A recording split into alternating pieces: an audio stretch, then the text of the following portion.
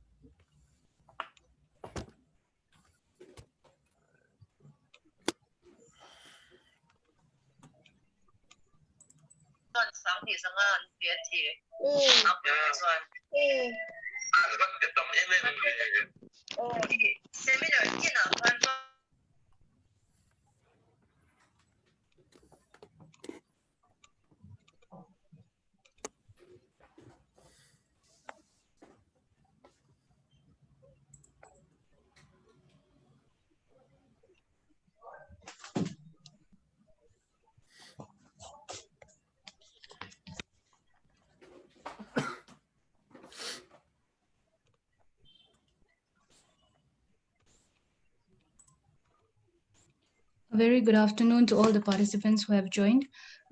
Since we are still waiting for our other speaker, Pusha Tsangte, I think it is better if we wait for him.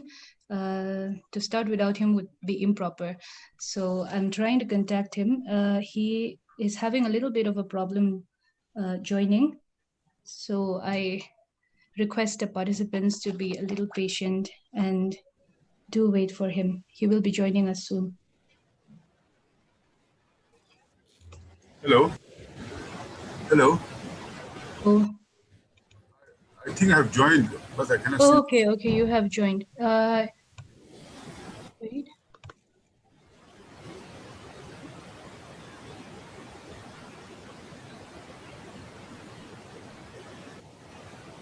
Yeah, hello. I am there now. Okay, I think we can start. We have more participants coming in. Okay. For us to save more time, I think it is better we start. Okay, so today is the second day of our 3 days webinar series on English, Mizo society and the English language. A very good afternoon to our respected resource persons and all our participants who are joining us today again through different platforms, Zoom and YouTube Live. Today, on behalf of our respected principal, Pu Arlarin Tuanga, and the Department of English, Government Kozol College, I once again extend a warm welcome to all on the second day of our 3 days webinar series, as I have just mentioned. We started our first day yesterday with the topic Mizo ethnocentrism and the English language, uh, which was well received and highly appreciated by many because of the exceptional speakers that we had, Professor Margaret Sozama and Professor Joy L.K. Patswal. There are no words to convey a respect for them. We also thank the active participation of um, our audience, some who appeared unexpectedly, rather unexpectedly, for not muting their audio. So today I would like to, I would urge participants to avoid, that the unexpected appearance from your side. However, on a more serious note, we are extremely grateful to all who shared your questions and your viewpoints. Please contribute more questions and views for today's session as well through the chat box. It is with great enthusiasm that we present once again two extraordinary speakers today, Adam Sabrin Sanga, who will be taking up the first session, and Pulal Shadringa Changte, who will take up the second session. As the host, I sincerely hope that you will enjoy the event as much as we enjoy organizing it for you. We shall now start our first session for the day on English as a second language in contemporary Mizo society. Let me introduce our speaker first. Adam Sabrin Sanga, a trailblazer among Mizo journalists for his work and contributions beyond Mizoram. He stands as tall as 6.3 feet, which I asked him before the start of the meeting. And I love telling tall tales about him as a dear friend. Love to brag that his accomplishments in his profession can go as tall as his height. So, being always compared as the tallest and the shortest in class, I will take the liberty as the host in cutting his success story short and simply say that he has had numerous appearances, guest appearances in various news channels across India. To mention a few, NDTV 24/7, BBC Urdu, Bloomberg, Quaint, Catch News, Discover India's Northeast, Divya Bhaskar, Rajya Sabha TV, the list can go on. And he has given viewpoints and reports on elections and many other issues in these appearances. He finished his post graduation with a diploma in journalism from the Asian College of Journalism, Chennai, Tamil Nadu, in April 2009. He also successfully completed his PG diploma in print journalism. Before he started the Frontier Dispatch, um, he worked for the Indian Express in Ahmedabad, and later on, he was stationed in November 2014. He was stationed in Aizawl as the principal correspondent for the Indian Express. After that, he started the Frontier Dispatch in January 2016. We are therefore extremely privileged to have him with us and hear his views on language. Having made numerous appearances in a number of national platforms, I believe he will have many interesting views to share on language in the context of contemporary Mizo society. And one thing is that despite his height, he has a very small handwriting, and his answers were always lucid and crisp. So I urge him to take time and speak his mind elaborately. With that, I take privilege in welcoming Adam to begin his talk on English as a second language in contemporary Mizo society, with a focus on his personal experiences, as well as the greater argument on language, culture, and ethnicity, and the role of social media with respect to the concepts of multiculturalism and multilingualism, if time permits. So, welcome, Adam. Thank you, Nanui. That was way too kind. So, hi everyone. We're planning to have this session on journalism and the English language. So, as you all know, a lot of the publications which we read in Mizoram are mostly in Mizo, which also gives a bit of a headache to our friends from other parts of the country, because I've heard a lot of complaints saying that we want to write about Mizoram, but when we refer to your local press, most of it's in Mizo, which we can't make sense of. So I think that is partly one of the reasons why um, uh, news from Mizoram doesn't find that much following in the mainstream media, so to say. But our host has kindly given me quite a list of set of topics on which to talk about, and I'll just read them out briefly. So the first one would be my journey in the field of journalism. The second would be on the role English plays to pursue a career in journalism, the status of journalism and media education in Mizoram, impact of the rising social media on the world of print media in Mizoram, motivation behind starting an English newspaper in Mizoram, the Frontier Dispatch, which I edit now, used to come out in English, and then we changed it after about a year into Mizo. And then she also wants me to talk briefly about various aspects of the journalism business as it is, and also what I see for the future of print media in Mizoram. So I'll start briefly with the story so far, which I think our host has already mentioned. So I finished my postgraduate diploma in print journalism at the Asian College of Journalism. After that, I got on to the Indian Express. I was working for the Indian Express in Ahmedabad, and then later on I was stationed in Aizawl.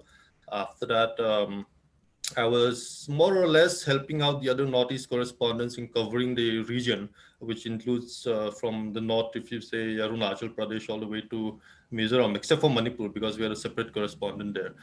But in 2016, I decided to start my own magazine, my own weekly magazine here, and we've been somewhat successful in terms of subscribers and readership, which we're very grateful for, in fact, because it's not easy starting a publication.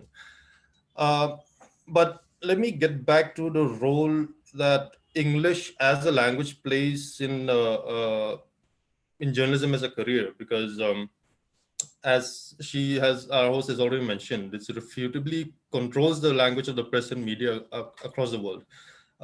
And this is obviously, I think there are other speakers from yesterday had touched upon this. English being the British Empire being one of the global empires, so to say. So they had established their language, their local language, as a global language. So I'll not get into that.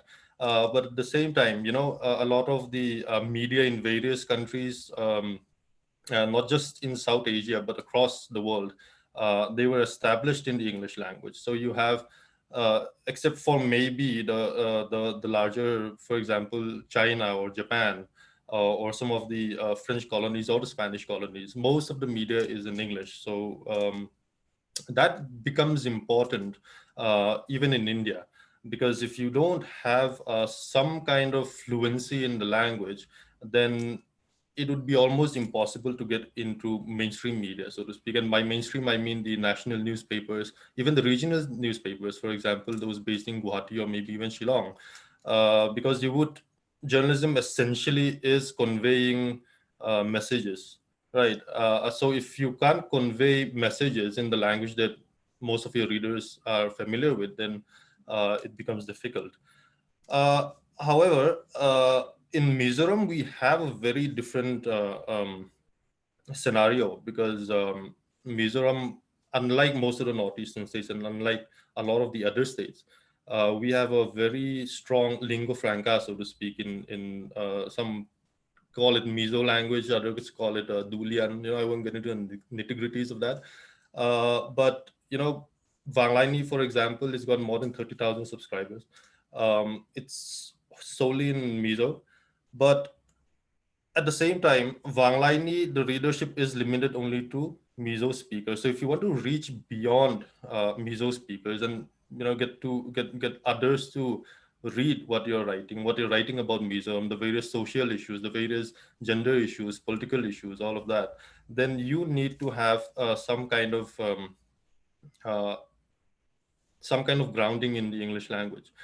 Uh, at the same time, I think journalism and media education per se has gained a lot of ground in Mizoram. When we started planning or even thinking about getting into the media, um, there were no journalism schools in Mizoram. I mean, forget about journalism schools. There was almost no one to ask in terms of formally educating yourselves on the nitty-gritties of journalism, of reporting, of editing, of putting things in a succinct way, uh, and in school also, I wanted to be a journalist in school, and that was mainly because I liked writing, more so in English, a little less in Mizo, because I wasn't as good, I feel, in Mizo. um, but now, if you look at the Mizoram University, they have a course in mass communication. If you look at the IAMC, we have a regional center, which is the only one in Northeast at the moment, and we have that right here in Aizawl. And then we also have various colleges at least giving short subjects on the issue of journalism and mass communication. So that way, I think it's gaining ground a lot, and we also have a lot of reporters now who can write, who can report in English, even in Aizawl and other towns. For example, we have journalists who now frequently write and broadcast for channels such as News 18. And if you remember, during the 2018 elections, we also had local correspondents for channels such as Northeast Life. So it's getting better, not as much as we would want, and also the crowd. The average age of journalists who write in English, it's fairly young. I'd say maybe in the 30s, early 30s or late 20s, except for Mr. Ishi Valalwada, who's been writing for a long time for Press Trust of India. He's currently now with the Times of India.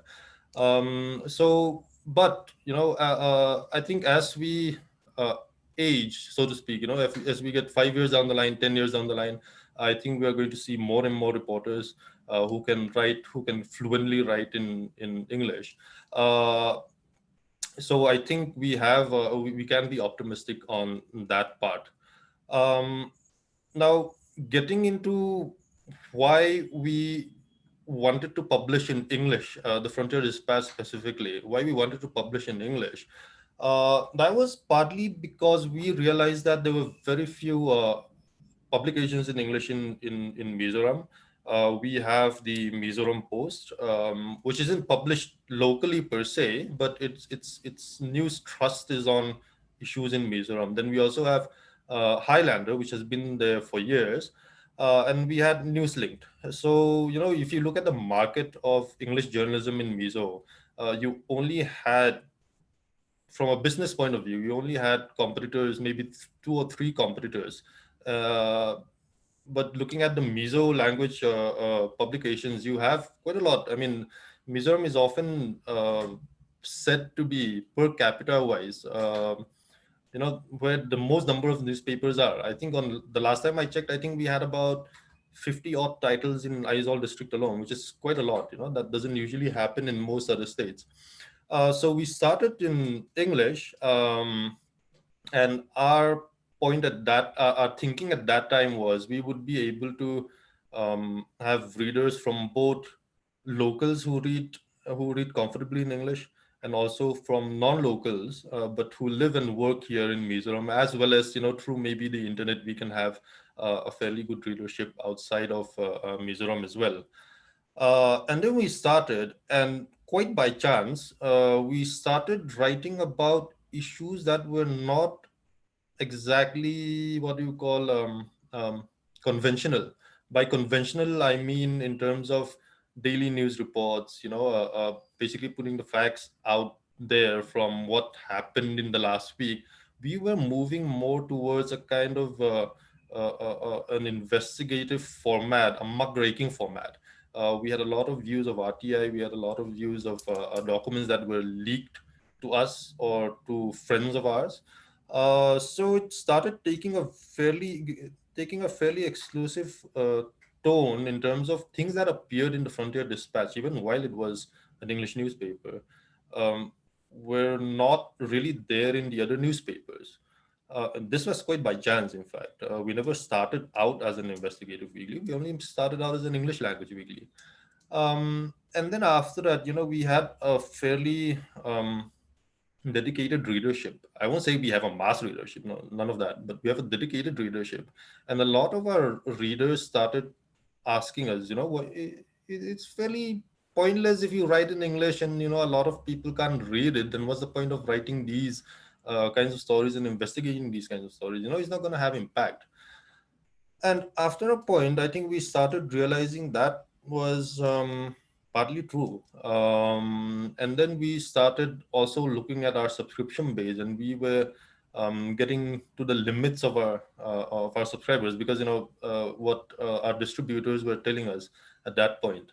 They were saying that I think we've already reached most of those who would like to read the news, even if it's a weekly news magazine, people who would like to read in English.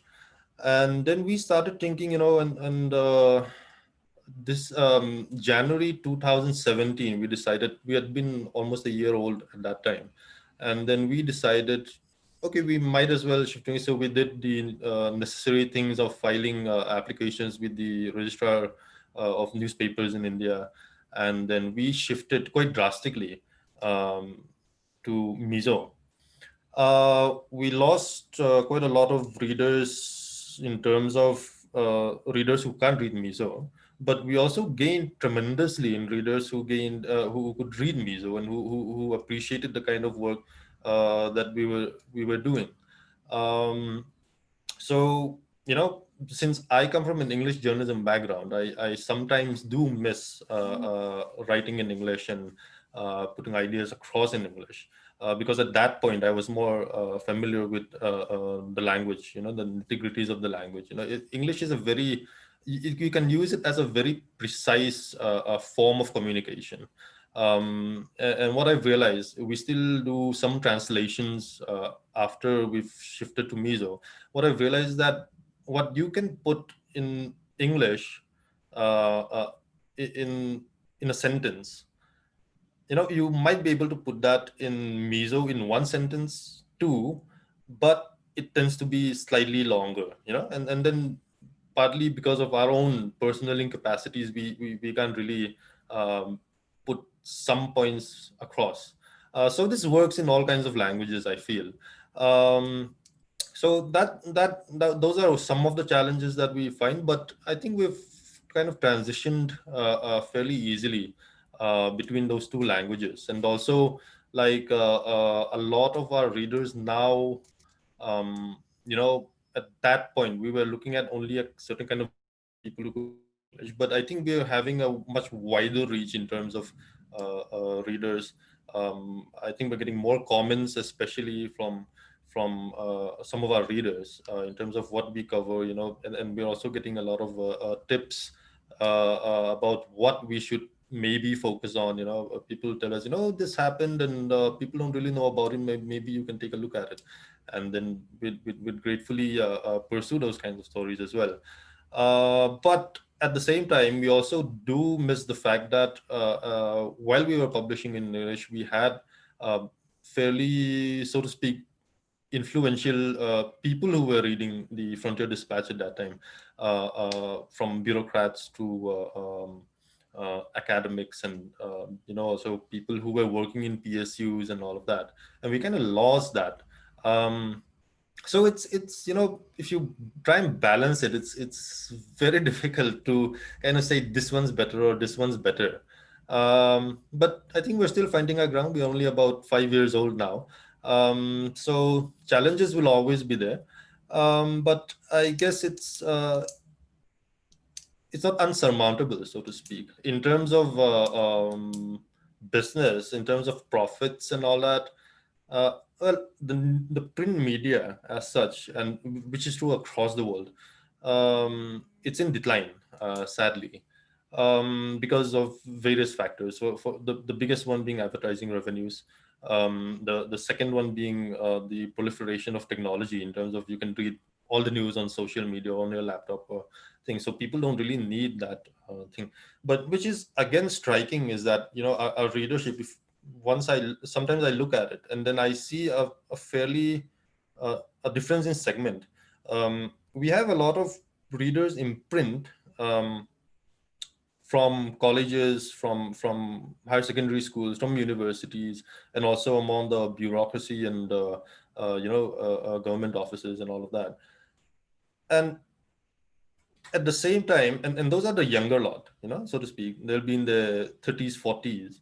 But at the same time, we also have a readership which are in their 70s and 80s. And I think that generation, they still like to read more in print.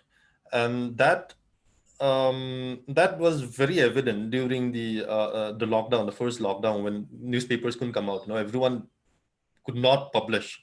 So we started making easier versions of PDF files of our newspaper that we could distribute through even phones, which were readable through phones. So the fonts were much larger. You didn't have to scroll. You didn't really have to zoom in and pinch to read the news. But um, we started getting complaints from quite a lot of people saying that, please print the print edition.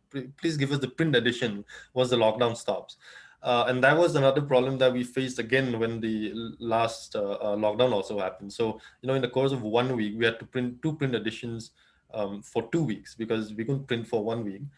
So, we still have that older generation who still like to get their news in print.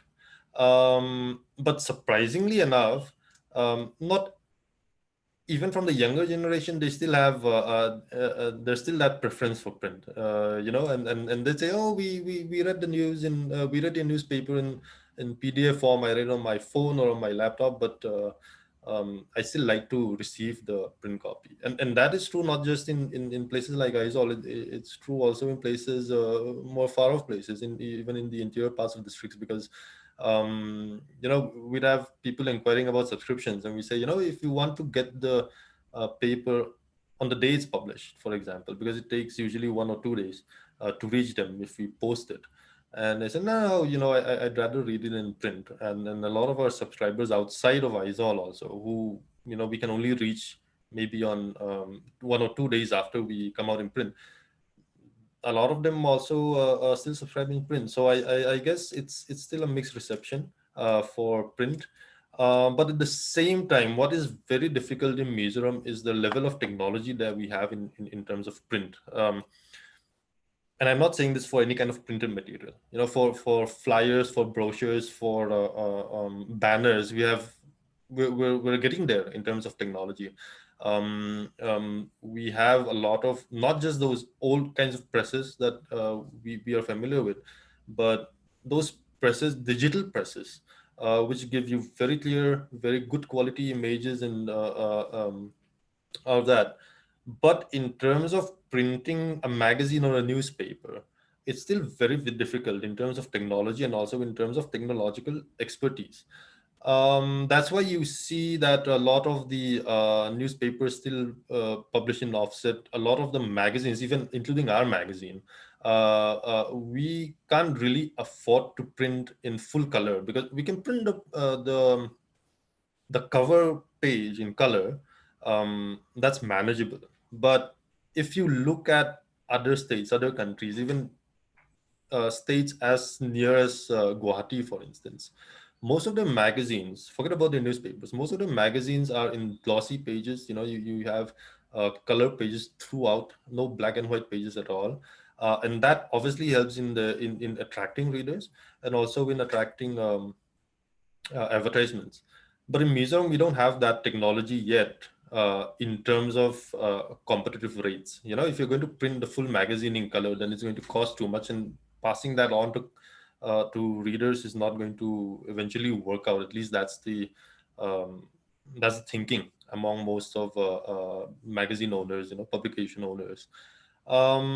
So I think technology will have to catch up to allow for a vibrant future of print media in Mizoram. Otherwise, I don't think we are really going to have a thriving print media. Even if you look at some of the larger dailies, the broadsheets with 8 or 12 pages, not all of their not all of their pages are in color. You'd have those black and whites inserted in the inside pages.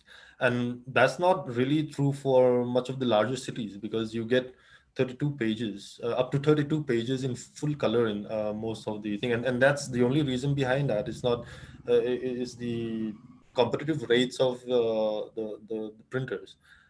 You can afford to print in those kinds of formats, but Mizoram you really can't. So that's one thing that I think we will really have to wait for print media to have a vibrant future in Mizoram. Um, at the same time, now we're only talking about those technological and business parts of it, but as for newspapers as an important tool in learning English, I would say definitely, because uh, you know your proficiency in any language also depends on the amount of time that you spend reading it or listening to it, as much as speaking it, of course.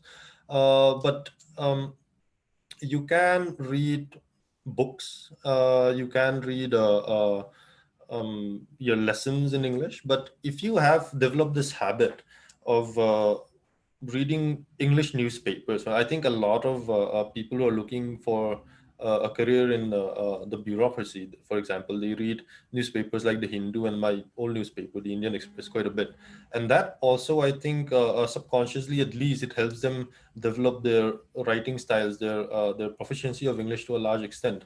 And the thing is, reading newspapers, it's a daily affair, right? You read it every morning or every evening. So being immersed in that kind of being immersed in the news in English, it really does help you in your English proficiency. And that begs the question: are Mizos in general weak in English? Is it because we don't read English newspapers? Like I said, there are very few English newspapers to be read in Mizoram. But no, I would say that in general we're not weak in English. Uh, it for someone from outside the state to come, generally they can kind of pass their time, even in the bazaars, in smatterings of English at least. And then I think a lot of the younger population, especially in the cities and towns, we're getting much better in English. I mean, when I was in school, I think our host would also agree, I think, that we used to study in the Gospel Centenary School, and the rule there was strictly you can't speak in Mizo, you have to speak in English. But at the same time, we kind of had, outside of school, outside of school compounds, we were always a bit, there's no point hiding it. They were always a bit shy of talking in English. But that's not the case anymore. You see school children, they're getting much better at the language. So I won't say we're generally weak in English. I think we're getting much better. But the proficiency in English, that is perhaps a different matter. Um, so again, if I get into that, when we were kids, for example, we used to be a bit shy in talking in English outside of school premises. Then I think, yeah, that does, the reason for that is, partly groupism.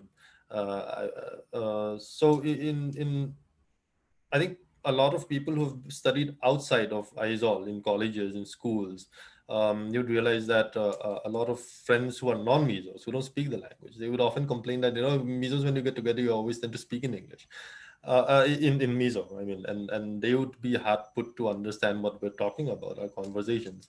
So partly, I think, yes, perhaps Mizo groupism does become a bit of a drawback in conversing freely in English, especially when um, um, the majority of people in that group at that particular time are Mizos. Um, and then we kind of tend to feel a bit shy about using English, which could be because we love our language so much, which is fine. There's nothing wrong with that. But we shouldn't really shy away from being fluent in other languages, because it helps you broaden your horizons. Obviously, the one uh, regret that I have is that when I was studying, I never really tried to pick up Hindi, for example, which is taught in school, and then I ended up not really living and working or learning in a place there. I studied in Tamil Nadu, where they don't really speak Hindi, and then Gujarat again, although Hindi is used, but then you also have Gujarati and all of that. So I never really got to pick up on Hindi.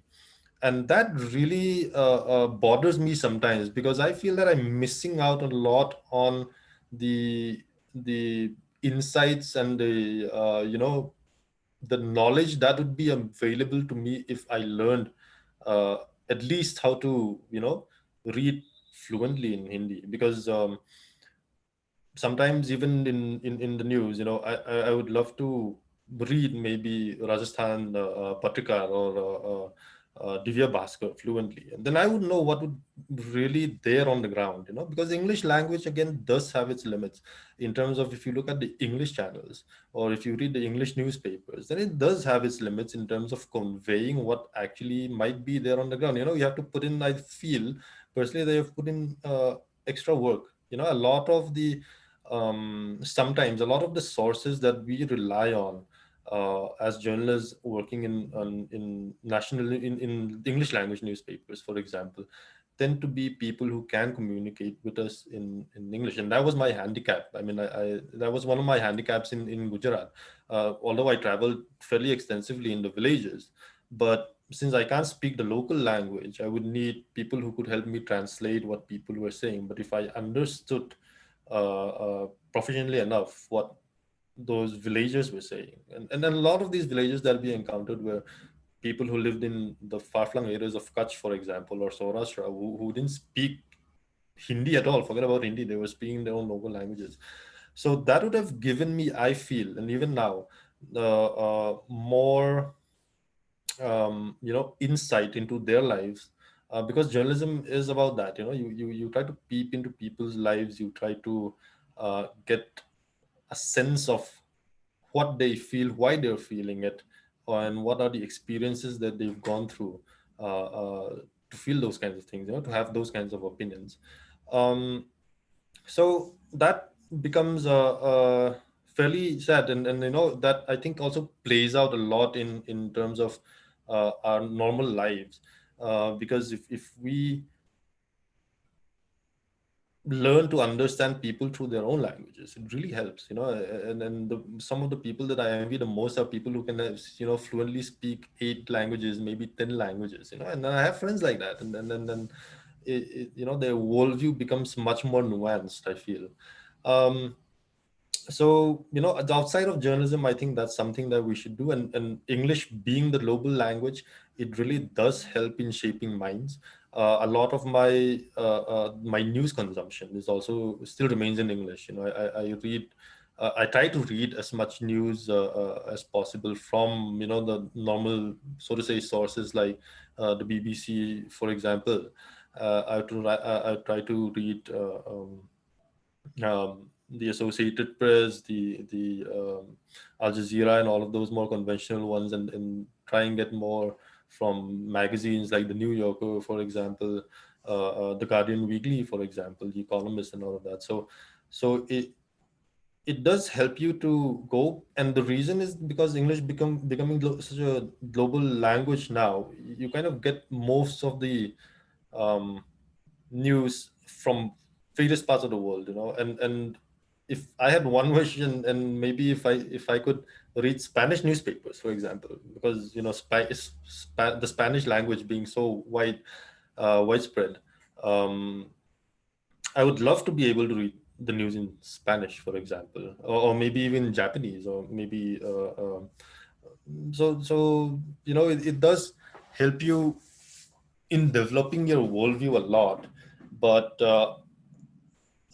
at the same time, the entire sense of journalism these days, unfortunately, especially I mean, I'm a fairly strong critic of the way that some of the national news media is going through, is that they are mostly looking for what do they call, and the channels have been blamed for only looking for TRPs, their ratings, basically to catch eyeballs, and this is happening in the internet age also. People are just people, journalists have been accused of trying to get only eyeballs without actually giving out substantial news. And I think this is unfortunate, especially because I think more and more people are consuming the news media uh, uh, it's become easier to consume the news media. You don't have to go and pick up a newspaper. You can read it on your phone. You can read it on a computer. But if you're being constantly fed um, those kinds of news, which is only going to uh, give you some amount of uh, excitement for a short time, which is only meant to provoke you, then unfortunately, I think that the journalism business would be, in the end, guilty of not living up to its potential of developing younger minds. You have to be more in depth in terms of your reporting. You have to be more in depth in terms of presenting what you have found through your reporting. Uh, you can't just talk about things from a shallow perspective, and that takes time.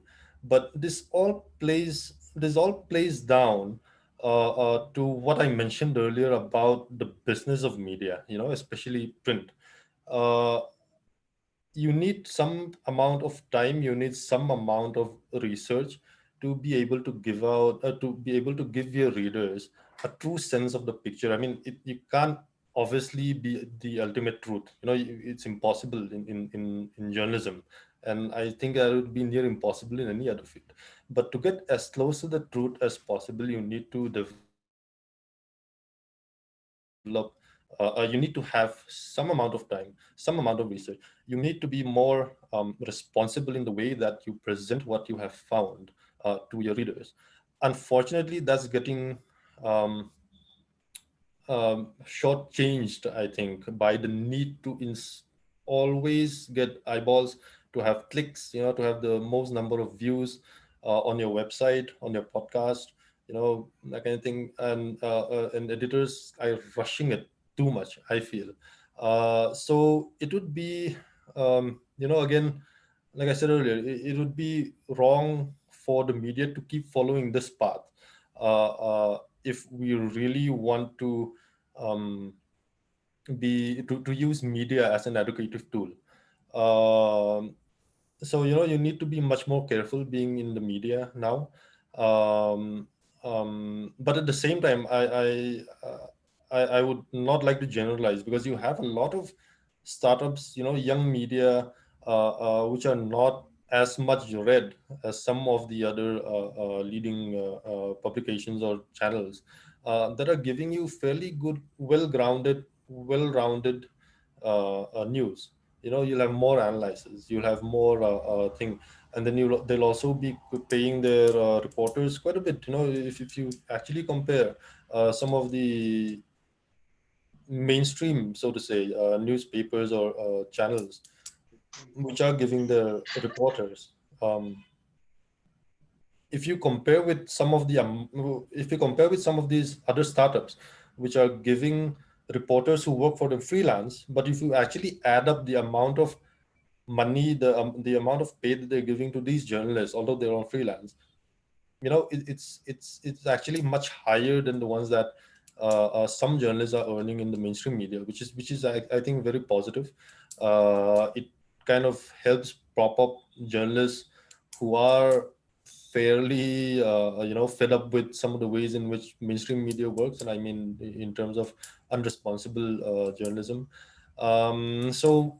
It's still a struggle. The media is struggling right now. It's struggling in terms of business, also struggling in terms of trying to establish its identity and its purpose, unfortunately. But I have hope that in the end, um, it will evolve to a stage where it works out for the best. I always remember this one time that I visited the Indian Institute of Management in Ahmedabad, and they had this wall there in the new campus, and there this wall, and there this huge poster, and there it was kind of like it was this map of the future. And then you had various topics, from economics, from finance to journalism to publishing to every kind of thing. And I traced the future map of journalism. And also, obviously, this is just a kind of a guess, an educated guess at best. But it said that the map went from journalism as it is now, um, and it looks 30 years into the future. And it says in this time, most probably journalism that is only looking for eyeballs, journalism that is only looking for clicks or views, that is going to slowly recede, and people will start to not mind paying for journalism that is well-rounded, that is holistic, that is critical, but not cynical. There is a difference between being skeptical or critical and being cynical.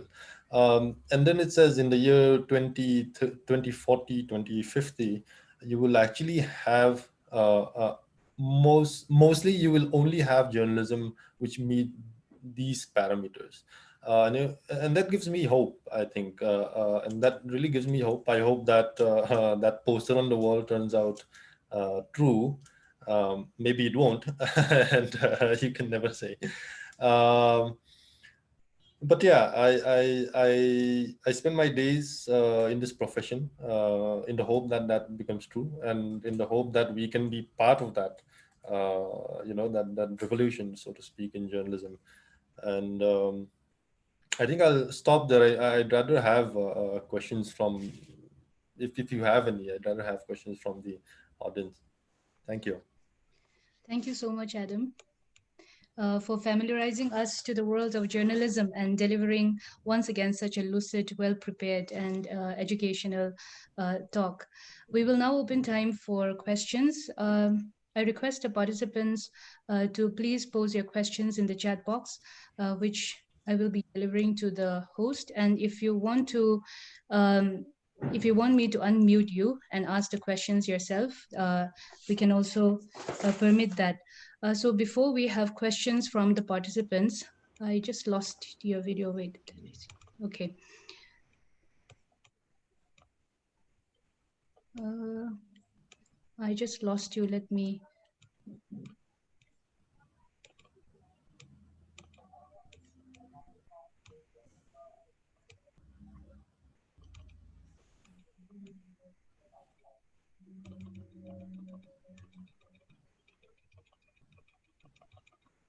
Okay. So I would like to ask this question before we have questions coming in from the participants. You talk about the importance of multilingualism. And so I would just like to ask, how do we encourage the general public the importance of multilingualism in Mizoram? Not like, for example, the audience that we have today, it's pertains mainly to people from academic people who have passed out there, who have passed out from different colleges outside Mizoram. So, like, considering the general public of Mizoram, how do we encourage the how do we encourage the public about the importance of multilingualism? Or yeah, since you talk about the importance of being multilingual.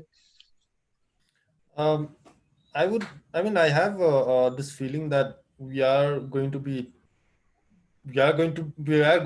to be multilingual at some point, given the kinds of advances, the kind of developments that are happening all around in terms of business, in terms of livelihoods.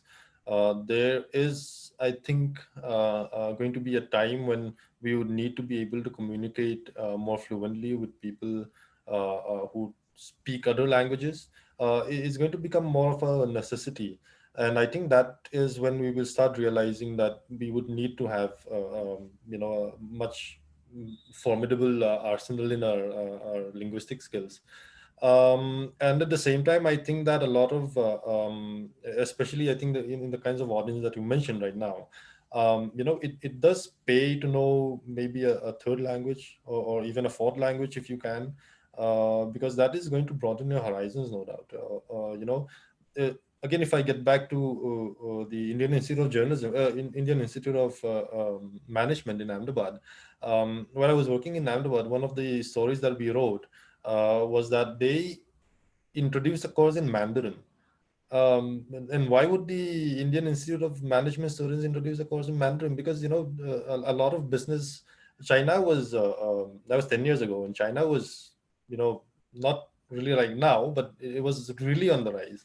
It was the third biggest economy at that time. Now it's the second biggest economy. So the business sense, I think, prevailed in the institute, and I think a lot of students really wanted to at least learn some bits of Mandarin. Again, that kind of flows into what I mentioned earlier about it'll become a necessity at some point. You never know. Most business transactions might be in Mandarin by the end of the century. Who knows? Okay, so we now have a question here, which I will be reading out to you. The first question is from a participant named Zwali. The decline of newspaper readership has been a hot topic of debate in the recent years. What is your take on this from your experience? What do you think is the reason for this decline? I think we one of the reasons is obviously the other modes of media. For example, most journalism schools, if you look at IMCs, even my old college, Asian College of Journalism, we have this course called New Media, and which is basically about internet journalism, how to present um, reportage, opinions, edit pieces in on the internet, on websites, through podcasts or whatever you like. So I think the medium is shifting from print to the internet mostly. I don't really see a lot of people even sticking to, for example, TV news, because most of the TV news already on YouTube. So you can watch it at your own convenience. You don't have to say, the news is going to come at 5 p.m. So I'll be in front of the TV at 5 p.m. You can just watch it at 6:30 if you want, because it's still going to be there. So I think that is partly one of the reasons. And it's also, especially the internet, it's much cheaper to publish on the internet than to publish in print. Print has its own costs. You need the printing costs, you need the distribution costs, all of that. But if you do it on the internet, then it's basically, you don't really need that those kind of recurring costs, right? So that is one reason I feel. But at the other end, I feel that in some ways, the some of the internet giants, particularly the social media companies, they're not being too. I mean, they also have their techniques, their tactics, in terms of grabbing eyeballs, which the print media as such can't really replicate. It's in physical form. It's not out there on the internet, on cloud. So that becomes difficult. Um, so I think I see the decline of print media as mainly a technological issue, and at the same time, I think in the battle for trying to get more people's attentions, the print media is at a disadvantage, which is inbuilt to some extent. Okay, a second question from Zwali. Do you think COVID-19 can be a real awakening for media houses to fix their broken revenue model? Uh, that's a difficult one.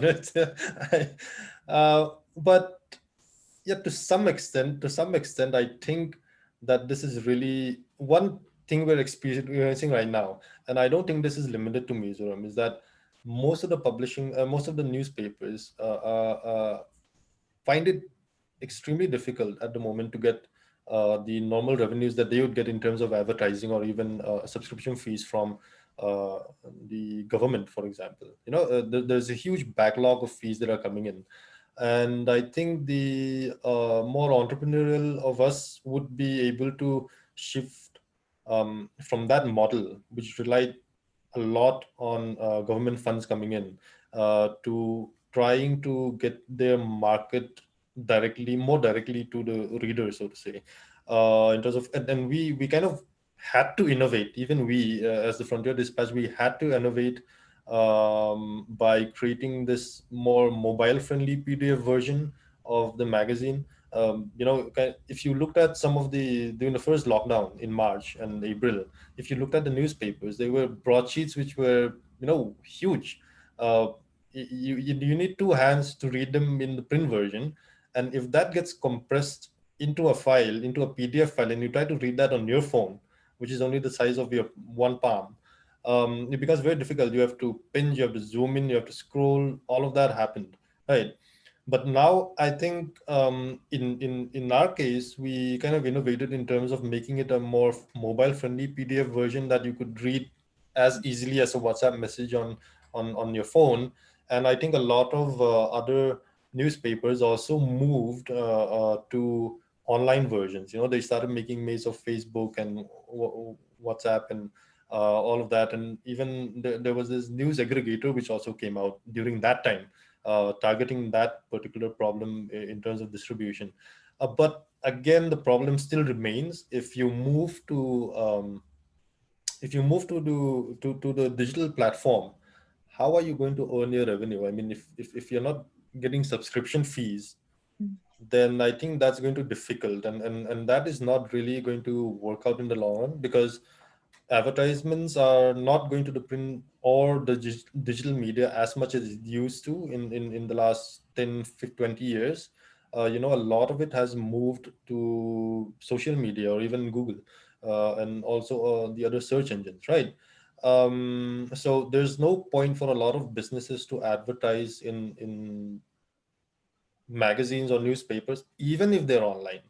You know, it's very difficult to attract um, advertisers um, in the online space. But if you're moving to the online space and you're not getting advertisers and you're not getting subscription fees, then how do you really sustain your business in the end? So I think I might be completely wrong, but I think that in the end, if the public wants news media to thrive, you know, impartial news and very critical, impartial, and grounded journalism to thrive, I think at one point we will have to start paying for the news that we consume. Uh, or otherwise we should just rely on social media, which doesn't really have filters. um, so I think it's up to us to a large extent.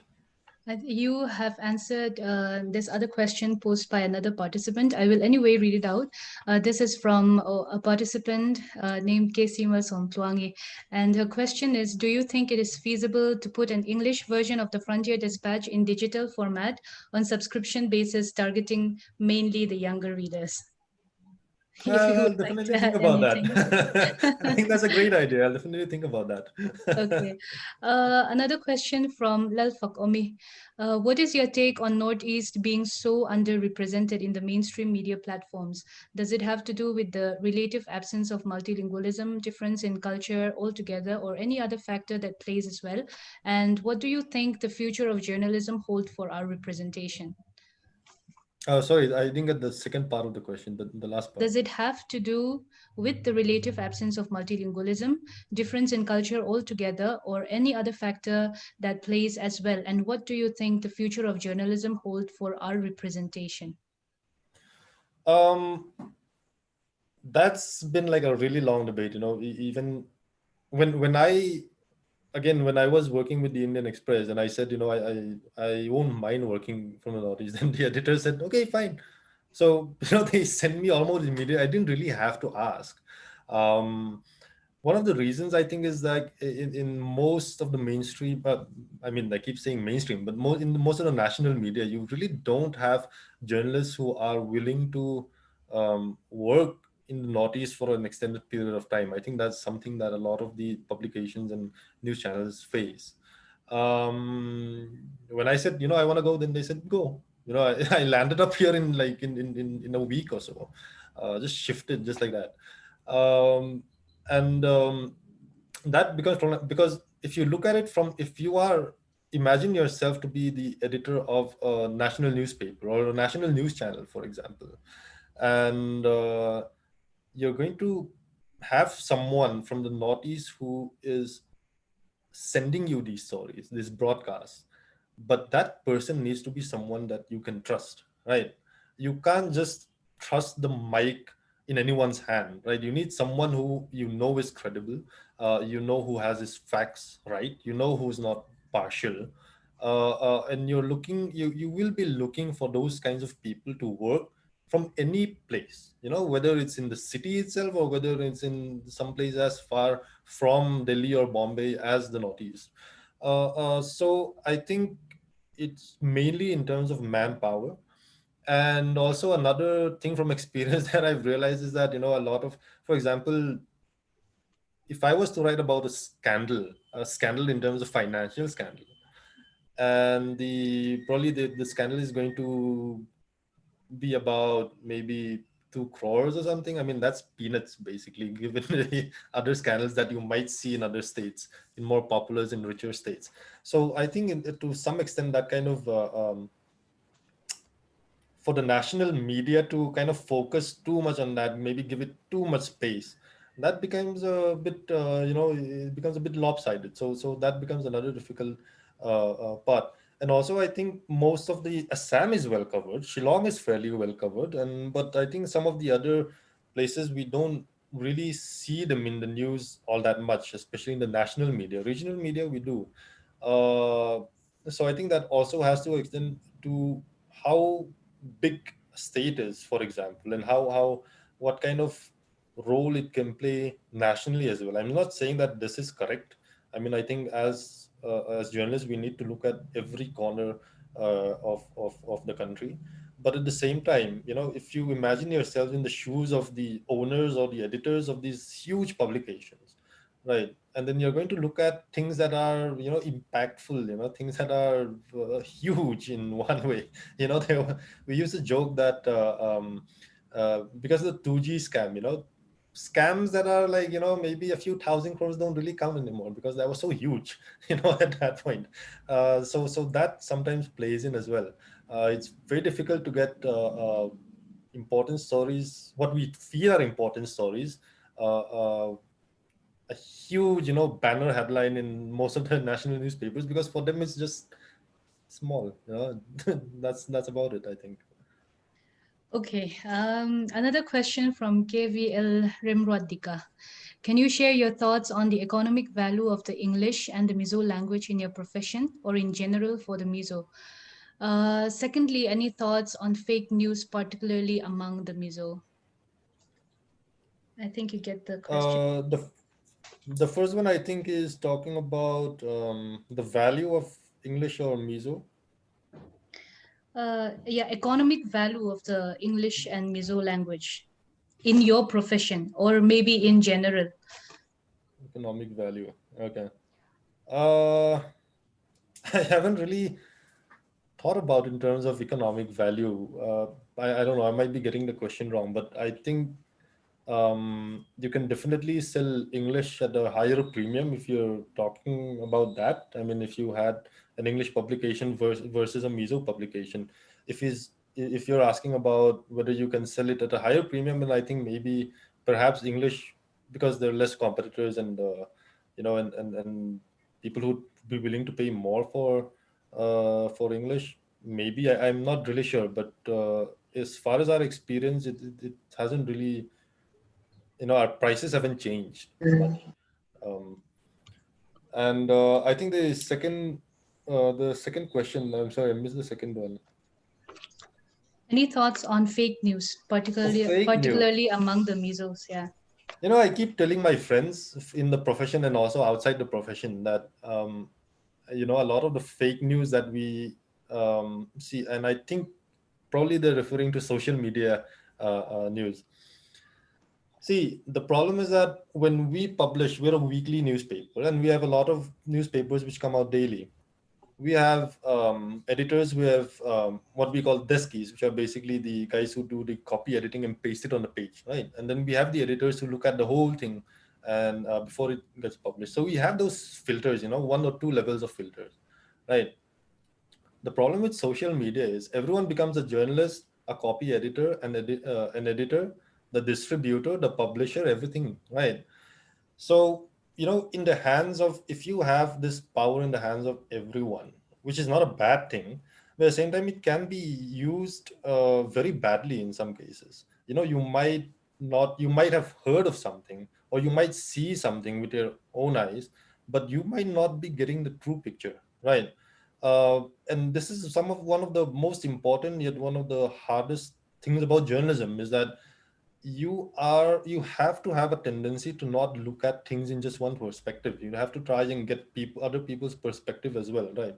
That's why, especially in the global media, and also in the Indian media, yeah, editors will always insist that you talk to the other side to get their perspective. I mean, why is this happening? In social media news, that just doesn't happen, because you have one person, one viewpoint, and that comes on. And if the way that that person has written that piece of news or piece of information in a way that it would get the interest of a lot of people, you might actually have this going all over the place, and it might be completely untrue. That is one of the ways that I see fake news, and that's what we keep having these problems, especially, and it's come to the fore, especially in times of this pandemic, because every week we have one or the other news item to write about someone getting arrested for posting fake news about the spread of the disease, in some neighborhood group or the other. And that really, I think, should tell people that you really need to think twice before you post that piece of information on WhatsApp or Facebook. It's very important to have these filters. On the other hand, there's also another aspect of fake news that I think a lot of we don't really talk about all that often, and which can also be which is something that we also call planted news. People can plant news in publications, be it magazines or newspapers or even TV channels. You can have people who tell journalists off record most of the time that this is happening, this is the way there is thing. And you would, even if the journalist kind of digs a little bit, they would find a trail of things that might convince them that this is truth, but it might really not be the truth at all. It's called planted news, and this is something that you have to be very careful about, especially in terms of leaks. Leaks from government departments, from even security forces. People might leak information to you with the tacit understanding that if it is presented in the way that they want, it could have a huge potential for disruption. But as a journalist, it is your job to check if that is genuine, and even if it is completely true, you also have to look at how important this might be to publish. That there is always you. It's not your job as a journalist, for example, to just publish whatever information that you get. Does it have some kind of public interest? You have to have those filters, whether or not you're a journalist. And I think I really wrap up those fake news into two sets. Things that are put into the public domain by people with a vested interest, and also things that are put in the public domain with people who aren't really sure about what they're writing. Okay, just two questions. Maybe you can address them in a shorter answer, because we're running out of time. I believe we will be calling our second speaker maybe after these two questions. One question that is being asked by participant Jonathan Lorin Moya is about citizen journalism. So he's asking, does citizen journalism have impact on declining the value of print media, or the value of a journalist? Um, I think citizen journalism is to be welcomed. It really means that people are more engaged with their community, with society at large, even with the way in which governance is being carried out. So I think citizen journalism should really be encouraged. I think more and more people should write, but they should write in terms of responsible writing from citizens. I think that is very important. A lot of the uh, big stories over the past years have come from citizen journalists, or people who are writing in the opinion pages of major newspapers, for example. But at the same time, there is a certain, because it's a journalist, it's his profession, and it's something that he does every day. So there is obviously a difference in the way that citizen journalism works and normal journalism works. So yeah, I'll make it short that way. Okay. This is not a question. It is a viewpoint that is being posted by Professor Joy Patel. So I'll just read it out. Maybe we might have time for her to contribute more of her viewpoints at the end of the second session, if we have time. So she's saying, sadly, social media is governing our attitudes towards many things in life, be it politics or religion. I think this is a very important issue that newspapers should point out as an in-depth article, the pitfalls of it, how they come about it, etc. If ma'am could address this, maybe if we have time after the second session, we will ask her to contribute more on her views as well. uh, just one Another viewpoint is coming in right now. Maybe I'll read this out later. I hope the participant will understand me. Maybe after the second session, if time permits, I will be reading this viewpoint as well. That is contributed by one participant, David Lal Rotsunga. So now we will move on to the second session. Thank you so much, Adam. He's going to be with us. So later on, I will be thanking him again. I I can be informal with him, so that is why I'm just pushing him over and moving on to the second session, since we don't have too much time.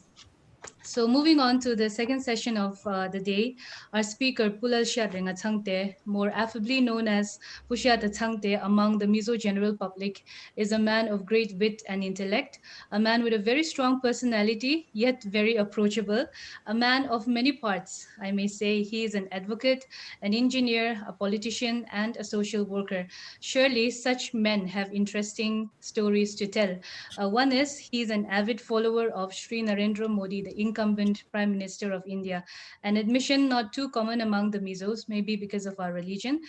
He finished B.Tech mining from ISM Dhanbad in 1989, and this is an important information because this makes him the first Mizo mining engineer. On the work front, he has served as an assistant mining engineer under the government of Mizoram, as an assistant executive engineer production in ONGC at Dehradun, Ahmedabad, and Sibsagar, assistant controller, senior assistant controller, and deputy controller of mines, Ministry of Mines, Government of India at different places. However, he took voluntary retirement from India Bureau of Mines, Kolkata on 30th November 2018. Apart from these, he has also obtained an LLB degree under NEHU in 1994. And another information which participants might not be aware of is that he has authored 3 books in Mizo, namely Understanding Mathematics for Class 9 and 10, Quake, The Killer Number One, and Oil Field Missionary. He is also the founder, president, and the incumbent president of an NGO called Promise, that is Progressive Mizo Society, a registered NGO working for the upliftment of Mizo youth. His venture into the political field and the false affidavit case he has lodged against the then Chief Minister Pulal Thanhola in 2017 are well known to each of us. So post-retirement, he has still been very busy juggling various interests as a practicing lawyer under the Guwahati High Court, Aizawl Bench, um, while also engaging himself as a techno-legal consultant for renowned companies. And of course, every now and then, as we all know, he is very active on social media, writing and posting his opinion on Facebook on current issues of national and state level importance. So I'm not going to go on and on regarding about his biodata and or regarding how talk is going to pan out, but I do assure the participants that the table is full and ready with food. Some might be served hot, some might be served cold, or some maybe even raw. So I would like our participants to keep an open mind, sit back, and enjoy each part of the function in the spirit which it is shared. So it is with great enthusiasm that I present Pushyata Tsangte to take up the second session of the day. Thank you, Lorraine. Hi, guys, everybody. We had a very interesting deliberation. I think it was more of a subject on journalism, right? And now I will be talking more on the I'll be talking on the subject of the importance of English as a second language in contemporary Mizo. And in fact, today I am of the opinion that second language for a Mizo in India has to be Hindi, not English, but then let's say that we can make it as second A and second B, okay? So with this background, and with the background we had already have in the national education policy that India is going to introduce the three language formula. And what I wanted to share with you from the beginning is that we have to understand that we are Mizos in the first place, Indians in the second place, and a global citizen in the third place. So right away, it is very clear, as a Mizo, we speak Mizo language. And as Indian, we speak Hindi, or we have to speak. Or as a global man, we have to speak English, okay? So today I've been given how important is English as a second language in this contemporary world, in my own world, okay? So Adam has already shared his experiences, and I want to share my experience also in terms of English. And like our host has said, I'm so many things in the first place. I call myself an enthusiast in almost all subjects. Wherever I venture out, I am such a kind of person who always takes the challenge with 100% efforts. English, as far as English is concerned, I would call myself a master's in English at class 10 level, okay? I, I was so much interested in English at high school level. In fact, I have mug up the whole textbook of English prose and poetry. I could read out, I could spell out everything. Even if I'm asked to fill up the blank of the whole textbook, I was able to do that. Such was the passion for me for English. And in fact, when I was in class 8, I was studying in a big village called Serchip. I was studying in a Serchip high school. That is not an English medium school. And my passion for being able to speak in English was so much that by class 8, when I was in class 8, I started trying to speak in English in front of a mirror. I used to talk myself in front of a mirror. I ask myself questions and answer myself, that way. So by when I become class 9, I was already able to communicate myself, express myself in English. So, but then fate has turned out that I had no privilege to study English anymore after class 10. Like in class 12, when we were doing PU science, we were only taking English very lightly. And when we joined engineering college, English was not very important again. So hardly, most of the engineers, we don't speak very, standard English, okay? So today I would like to put my topic also that English for Faida. Today I'm not going to speak only in what called English. I will make it a three language deliberation. So I changed my language to be English for Faida. Chalta hai level of fluency will do. See, first of all, we have to, assert ourselves, convince ourselves the fact that we must be too happy, must feel lucky that we have been made a Mizo Christian by God. If this status is not clear to you, you will be driven by different factors, including the language of others. Have you ever imagined in your quiet time when you're alone, have you ever thought about yourself that, oh, I'm so lucky to be a Mizo Christian? Once you convince yourself about that, then we can go ahead.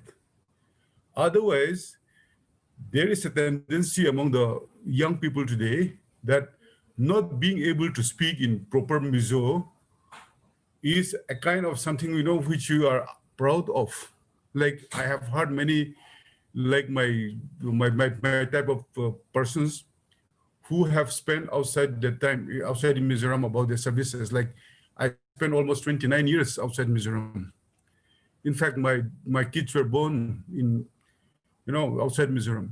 They're born and brought up in a non-Mizo speaking society. But I have found that my son and my daughter speak very, very fluent Mizo. You won't, if you hear them speak Mizo, you will not understand that they are born and brought up in, Gujarat or say Bhubaneswar or Bangalore. So what I wanted to impress upon here in the fact that the first thing is that you have to be a very proud Mizo Christian first. Otherwise, you keep changing. The moment you see a better people, you try to tend to be like themselves, act like themselves. So you will be an imitator all the throughout your life. So I, being a Mizo, I'm very proud Christian. I used to call myself, by the way, I'm a Mizo Christian, whether it's Bangalore, whether it's Bangkok, whether it's Paris. I always express myself and proudly call myself a Mizo Christian. So having understood that, we guys, today, incidentally, I find that most of the participants are ladies, okay? So when it comes to language, I think ladies are the really pioneers. And that is why I am sure that languages are, like every language spoken is called mother tongue, okay?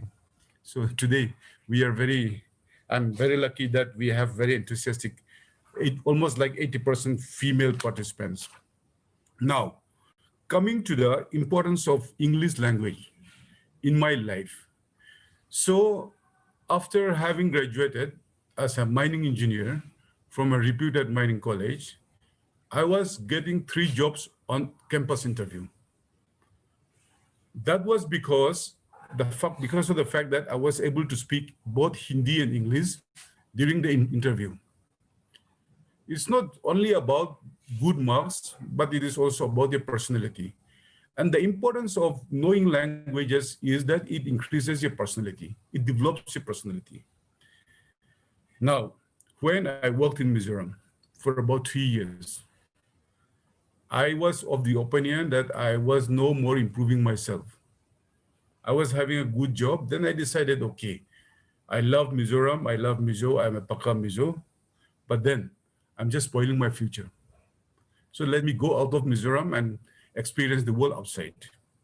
So I tried ONGC Oil Company.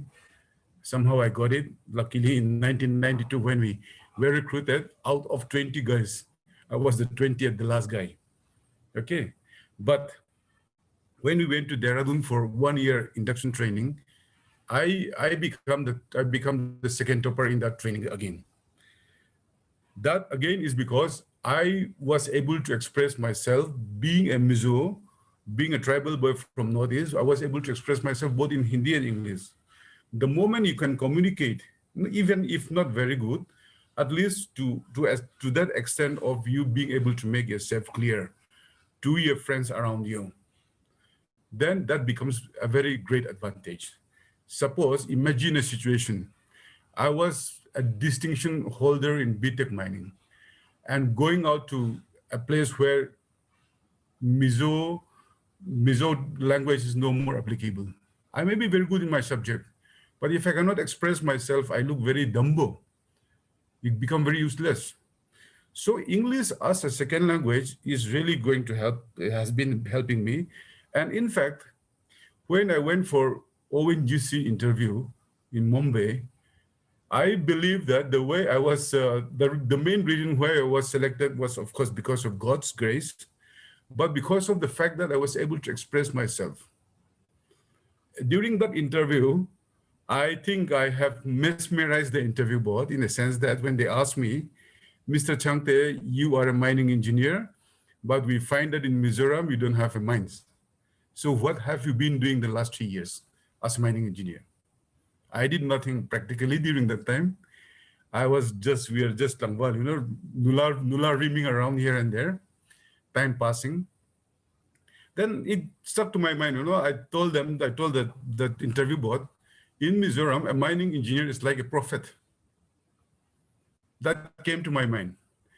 So that board chairman asked me, Mr. Changte, you're talking about a prophet that is there in the Bible? I said, yes. He asked me how a prophet and a mining engineer in Mizoram can be same, can be similar of sort. I told him, sir, Bible prophets, they are the one who preaches what is going to happen in the near future. In a similar way, since there are no mines in Mizoram, as a mining engineer, my main job was to make an awareness to the people and the students in particular, in schools and colleges, that mining industry, once it comes up in Mizoram, it will be very, very good. So that the gentleman was laughing. And I think the fact that I was able to explain myself in English so beautifully that in the process, all the board members were laughing and enjoying my explanation, my language, the way I speak to themselves, to those guys. So that was one reason why that my ability to speak, to express myself, my feelings, and to make others happy, others laughing, was one of the main reasons why I was selected. Okay. In a similar way, once or twice in UPSC interview also, I think I was selected, mostly because I was able to express myself.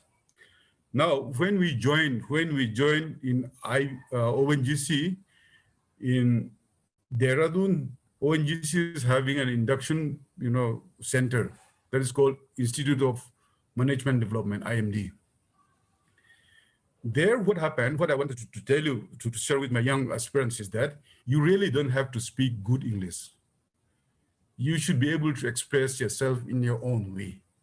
And I found all of these years, 30 years or so, when I've been earning my bread by using English and a kacha Hindi, English, Hindi combined, or say Hinglish, Hindi, English, I have found that everybody speaks Hindi or English differently. There simply is no standard English for actually working professionals. Like they said, English, or like they say, Hindi changes every 100 kilometers in India. We have Silchar Hindi, we have Khasi Hindi, we have Assamese Hindi, we have Bihari Hindi. So in a similar way, English also changes from state to state. I mean, like Mizo English, Manipuri English, they're all different because we tend to speak along with the Mizo language, our mother tongues. So the idea that I'm not speaking good enough, so I should keep quiet, that has never happened to me. Only thing is that I should be able to make myself clear. Okay, I will tell you one example that I have faced in Chennai when I was young. I was in Mizoram State Service. I went down to Goa because my younger brother met an accident. So from Goa, I came to Chennai. And in that time it was Madras. So in the Madras Central Railway Station, one Tamil boy came and he asked me in English, is this a train going to Howrah? I could not make it out. I went near to him. I said, excuse me, my friend, I don't know what language you're speaking. Then he asked me, you don't speak English? I said, I fairly speak English, but I cannot make out your English. So I asked him, please speak slowly so that I can reply you in a positive, progressive manner. He said, he repeated his language again, is this train going to Howrah station? Then uska baad, after that, I said, okay, yes, it is going to Howrah station and I'm also going by this train. So we happened to sit in the same compartment. We made a good friendship thereafter. So my whole idea about speaking English or utility of English as a second language is very, very huge in India. But at the same time, as I always call myself one of the most Indianized Mizo, because I as much as I love Mizo, I am very proud Indian again, because you might not appreciate the fact that if you're only in Mizoram, you will not know the importance and the significance of being a scheduled tribe, being a tribal boy, or a girl for that matter. Most of you being girl. Okay, so what happened is that once you go out of Mizoram and into a central government's job, or say a central government PSU, public sector undertaking, there are all there for 7.5% of the jobs marked for scheduled tribes. Okay, so I have been availing that facilities all throughout. And the good thing about being a Mizo and a tribal is that we are not like other tribals from Madhya Pradesh or say from Bihar. We are tribals as per the Constitution of India, but we don't feel like tribals. Okay, we feel like as if we are superior to those guys who are calling us tribals. We call them Vaishya. Okay, in spite of the fact that they've been feeding us. Now, what I wanted to impress upon you at this point of time is that don't hesitate to speak English or, if possible, Hindi. But the only thing is that try to make yourself clear in a manner that is, audible to the other guy, or how he understands.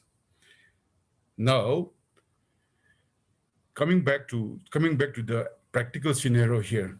India now, under the BJP, India is planning to implement what you call a three-language formula, which I feel is perfectly fine for Mizo Indians, because we are a very small state. So if you young people want to have a good job, you need to go outside Mizoram, because in Mizoram there is no industry. The only industry is government job. So government, how many MCS they can take, how many recruitment they can make, it's already stagnated. So for future, like people like you guys, you have to think, you like it or not, you have to think going out of Mizoram. Okay. So once you go out of Mizoram, our way is towards Silchar now. Perhaps after a few years, when the south side, that Situate port side, under the multimodal transport system, if it's open up, maybe we can go to Thailand side, Thailand, Singapore, Malaysia, like that. And I wish that we will be, reaching that time very soon. So once we are Indian, once we're still Indian, even though we don't like to be called Indian or not, the fact is that we are Indian, we are holding Indian passport. So wherever you fill up a form, you write nationality, not Mizo, but Indian, okay? So being an Indian, I will urge you, with the permission of the organizer, that in fact, it will be better if you can make your second language as Hindi.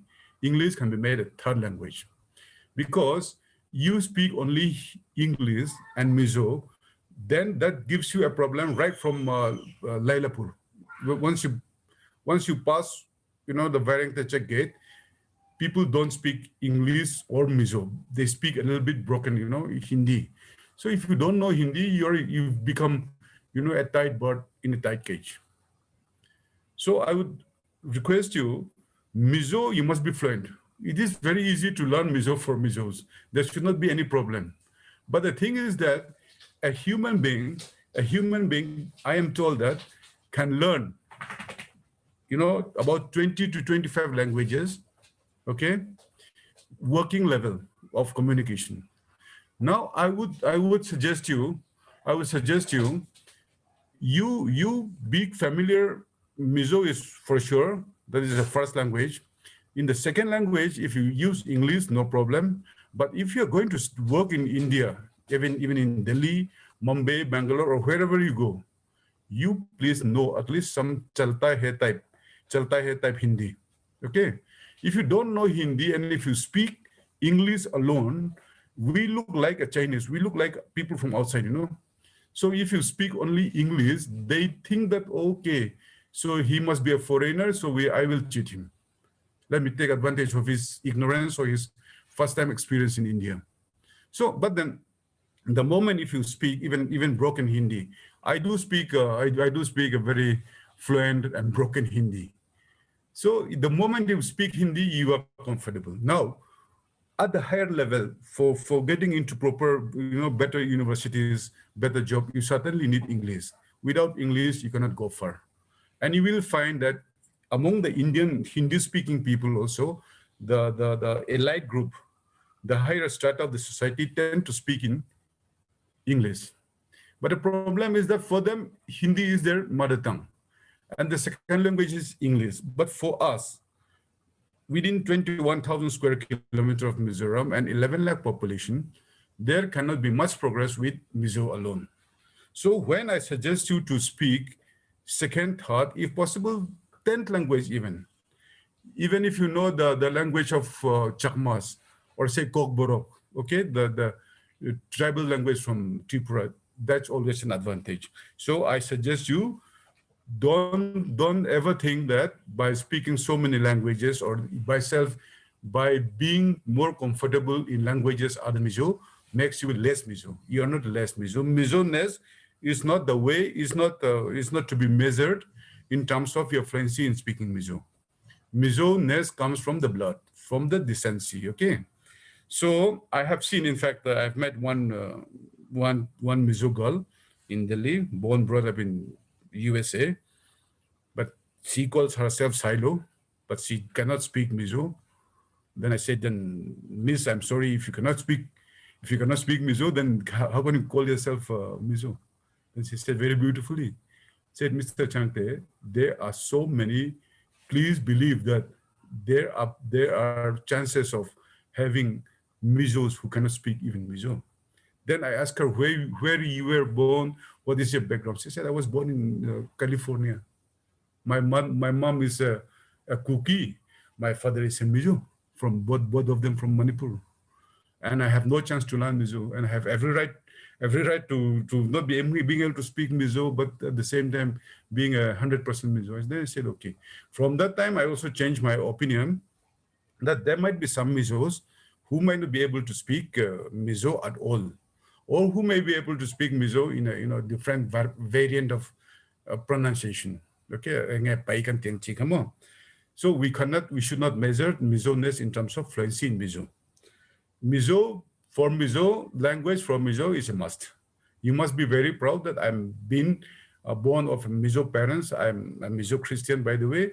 That has to be the guiding force and the foundation of the thing. At the same time, what I wanted to make at this point is that let us have even a Mizo English. Okay. If you go to Philippines, the Philippines speak English in their own way. Almost 80% speak. And the Filipinos, why they are so, everywhere around. Like say, for example, Mizo young people, the singers, okay? Our singers are singing very good. But if they sing only Mizo, there is no market. You have to sing English, you have to sing Hindi. Then you can get a good market for your life.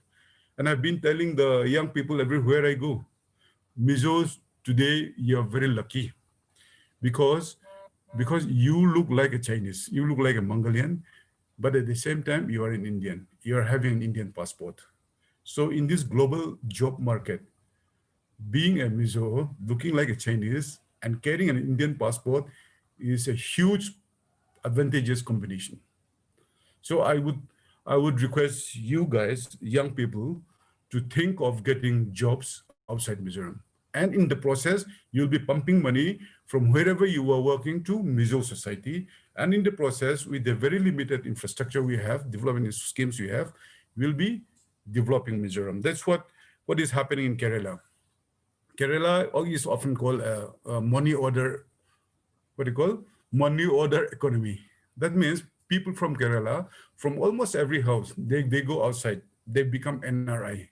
But at the same time, they cannot forget their family. So they have to, send money back to their parents, to their loved ones. And in the process, money comes from outside. So in the process, the state of Kerala, like say, for example, the Mangalore Airport, International Airport, is a private international airport constructed by people from Kerala staying in the Gulf countries. So what I wanted to emphasize at the end of my discussion is that it is always advantageous to be able to speak in languages, not only a mother tongue, but in as many languages as possible.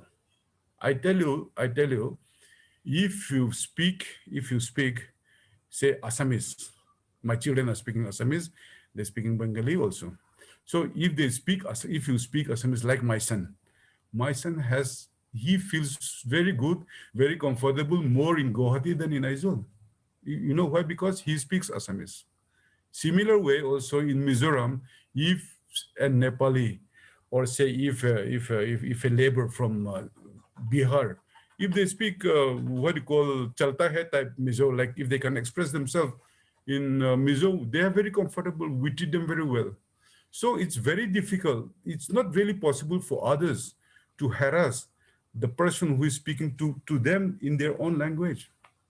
So that's the advantage. If you want to go far, if you want to rise high, you have to speak not only Hindi, English also. But as I have explained to you, even if you think that you're not going to leave Mizoram, that somehow you're going to hang on in Mizoram. Even then, internet, all the documents are written in English, so you have to be good. Not only good, at least my level of English, I think you might need. So I'll not take much of my time further, though I have not prepared. I'm doing everything almost like extempore. So I'm happy today that the organizer has given me a chance. So when they asked me to be a part of the resource person, I told them I cannot, like, if it is English, I'm not, masters in English. So then the organizer said, you can speak about the experience. I said, okay, I can speak my experience. So today, English as a second language in contemporary Mizo, we have to be very good. The better you are English in the better you are in English, the more comfortable you are globally. Okay, the better you are in Hindi, the more comfortable you are in Delhi or Bihar or even in South.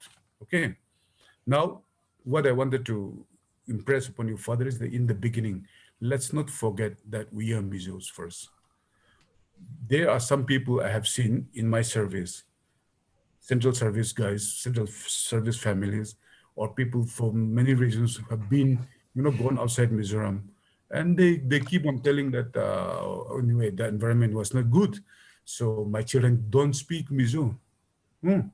So your children or yourself being a Mizo, not able to speak in Mizo cannot be a status symbol. You have to be good in Mizo as a Mizo, but besides that, be good in many languages. Prime Minister Narasimha Rao speaks 11 languages. Okay, so I wish I can speak more. Today I speak like I'm not good in Mizo. Like I cannot write Mizo correct properly. Recently in Facebook, many of the people are bombarding me because I don't know how to use ani, A-N-I, ani in a proper way. So I said, I don't care. I'm not a Mizo teacher, but I'm a very much a Mizo. Okay, just because you cannot spell some English properly doesn't mean that you're backward. Lots of Chinese don't speak, lots of Japanese don't speak English, but they're very, advanced, very successful people. Okay, so I will make a stop over there, and I'm happy that I've been given a chance. Thanks to the organizer once again.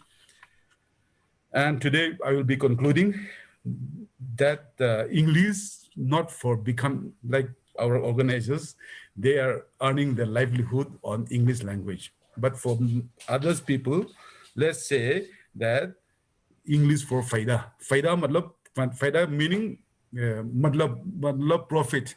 Like Adam was asking, what is the economic value of English and Mizo? English is very high. Okay, there is not much economic value in for Mizo language except in Mizoram. Okay, so my whole idea is that let's enjoy our life. Let's consider ourselves not less than anybody.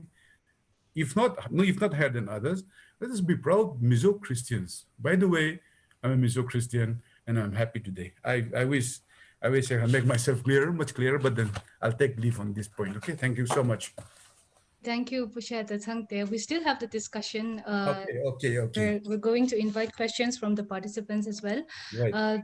That was an undoubtedly entertaining and fruitful session on language. And thank you so much for bringing in your experience and, in a way, exploring areas that are, discussed in private and not done so publicly. So we appreciate your honesty and uprightness and for always speaking from the heart. It was delightfully entertaining. And thank you Yeah, it so was much from my, always, yeah, it for was from my using heart. humor to make your point. Just from my heart.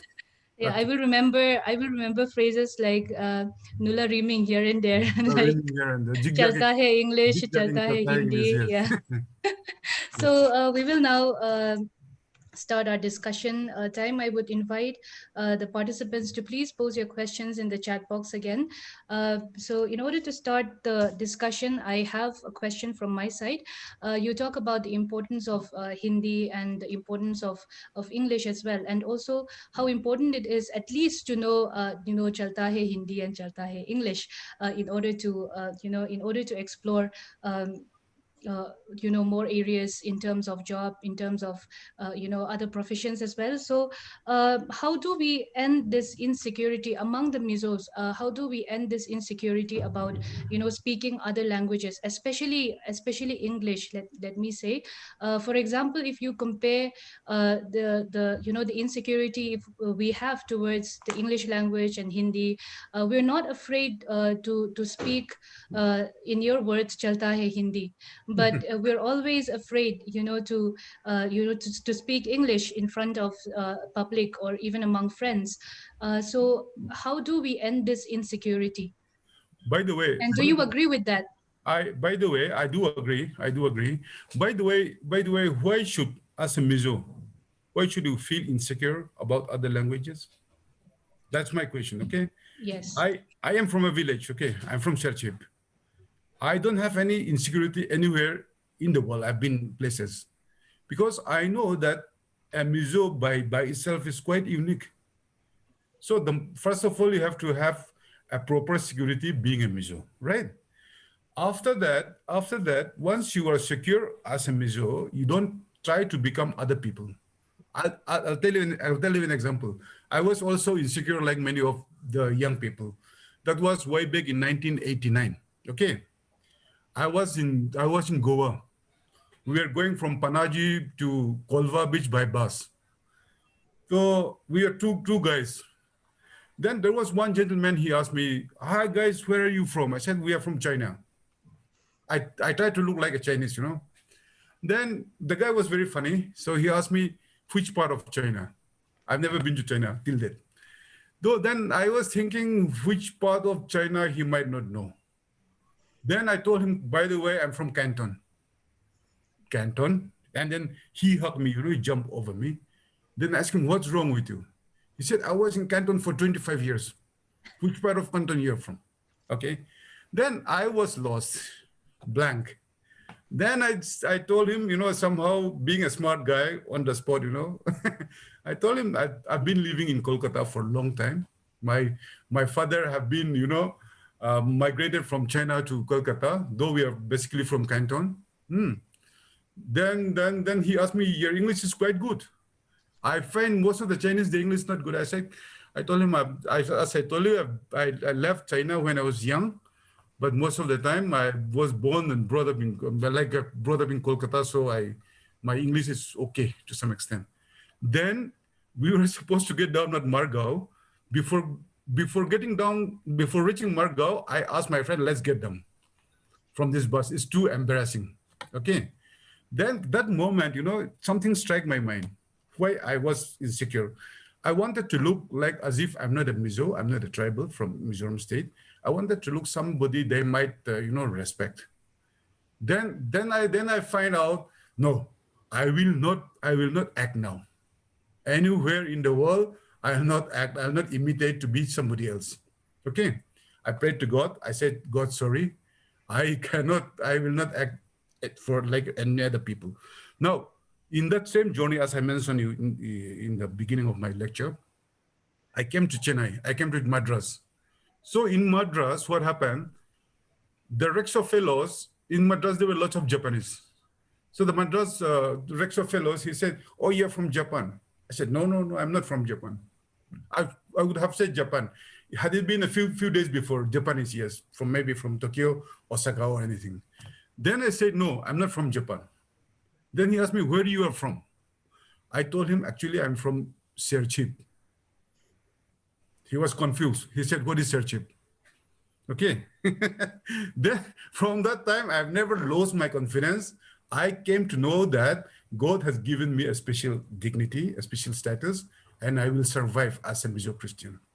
Okay. I had my own experience. That is why I wish everybody, to shake off their insecurity. Who asked you to be insecure? Okay, nobody asked you to be insecure. You only decided, okay, I want to be insecure as a Mizo. I think that is a big lie. Don't cheat yourself. You may cheat others, but don't cheat yourselves. Okay. I think I've answered the question. Yes, thank you very much. directly go on to the question that we received from the participants. The first question is from Zwali. What do you think is the main reason behind the Mizo people's reluctance in learning spoken Hindi? The past generation had a certain hatred towards Hindi, throwing light upon the Rambuai. So, what do you think can be the reason for the present generation's reluctance for the same? Okay, I mentioned in one of the sentences that I consider myself one of the most Indianized Mizo, right? I was born in 65, 1 year after my birth. The state was going for, underground movement. Now, the underground movement has made various negative impact in our mind. Okay, the most dangerous thing, the most unwanted, incident, I'm like, post effect was that during the independent war, so-called independent war, 20 years, or the related included time, the Mizo-ness was measured in terms of the hatred of the vice. Okay, like if you will hear a story, this man is so Mizo, a Mizo Lutuka, he slapped that Vi fellow just like that. Okay, he met a Vi carrying a changthop in school picon, and doing anything, he took away his changthop and slapped him. So the other guys consider him to be very Mizo, right? So the Mizo-ness of a Mizo at that time, because of the Rambuai, was that the more you hate others, the more you become Mizo. This has to stop. It is stopping. It is eroding, in fact. So the Mizo-ness now has to be measured in terms of your contribution, your responsibilities, and the sacrifices you make for yourself, for your family, and for the Mizo community. Okay, so that effect is still there. And another thing is that I'm not an anthropologist or psychologist, but tribals have a closeness, a close, like Adam was telling, in colleges, in other places, as far as possible, we have gatherings. Like I've been in many places, Calcutta, Bangalore, Vagara, Vagara. Okay, wherever there are few Mizos, there will be always service gathering, service welfare association, huh? Fellowship and all. It was because we have the inherent feeling of insecureness that if you don't be with your people, the own people whom we can talk to each other in your own mother tongue, you are insecure. I said nothing doing. It's only in the mind. The insecurity is only in the mind. I have. We were in Gujarat, Ahmedabad for 5 years. We never met Mizos, and we never went to church. 5 years. That was the best time when I was the best level, highest level of Mizoness. Okay. Okay, thank you so much for answering that question that way. The next question is from Lalrin Moiralte. It is a basic and straightforward question, which uh, I know you will be able to give a straightforward answer to this as well. Do you think a Mizo can be very fluent both in English and Mizo? See, as I have explained to you, from the linguistic point of view, the children, or a human being, a normal human being, can learn 25 languages at a time and can be mastered in 8 languages. So it's very much possible. You see, you come to my house, okay, once. You talk to my daughter in English, in Bengali, in Hindi, and Mizo. She's very fluent. So it's possible. Fluency comes from where? It comes from practice. Okay. See, Adam has been speaking English, most of the time moving around here. Why he's fluent in English? Because he speaks more of English. Had he spoken Gujarati more than Mizo or say English, he would be fluent there. So fluency is not actually depth of language. Fluency is, there are some people like me, we are very fluent, I speak very fast. Sometimes I forgot what I've spoken also. Okay, so fluency can be there for at least you can master 8 languages, they say. At least you can be comfortable with 25 languages. Please select at least 10 languages from today. Okay, I will stay. Okay, Mizo as Mizo, I'm good in Mizo. English to hai. Then Hindi to chahiye. Matlab, if you're in India, then which language I'll be learning? Yeah, come on, like, huh? If you know a little bit of Sanskrit, or many languages you can develop. So languages are like, money, power. Knowing other languages is a huge power. Like suppose if I speak Chakma, I don't know exactly, it's more like a Bengali. If I know speak Chakma fluently and go to Chakma community, I'll be able to convince them more than Puzuram Tanga. Because of the language I speak their language, you know. So speaking the language makes the affinity closer. So I think with this seminar, after the post-seminar of this, I think I would like to hear from young, you know, participants that I have increased to 3 languages. There are many apps you can learn. And recently, I was going through, you know, some Chinese apps. I was trying to see. Then I came to know that Chinese language is so difficult, even their graduates don't know all their alphabets. Okay, I think that is clear. It all depends upon your drive. I'm Okay. happy that I speak Mizo, broken Hindi fluently, and my own Mizo English. Okay, so for me, I will not learn more, but I think young people, they can learn more. Okay. I just would like to make this announcement that we have other resource persons as well with us. We have Professor Margaret Sozama joining the discussion too. So if she would like to add anything on what we have discussed or anything, on her topic yesterday, we will give her time after our speaker now address the questions that is being posted by the participants. So I'll just quickly move on to the next question posted by Rebecca Lil Shuai. So she's saying new education policy has emphasized the use of mother tongue or local language as the medium of instruction till class 5. What are your opinions on this? This is a beautiful move. This is a beautiful move because in Aizawl, the good schools are so-called English medium schools. Okay, so if you don't have the basic at the time of your learning language and your personality, you tend to lose the culture of that language.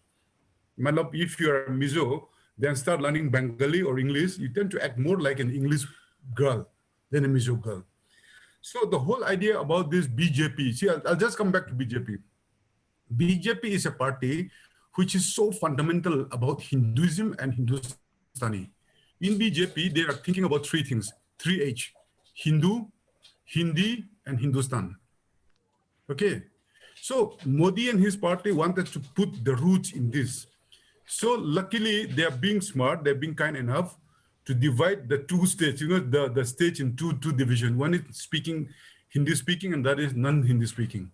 For us, if we insist, in fact, I say that the primary level, class 5 level, right?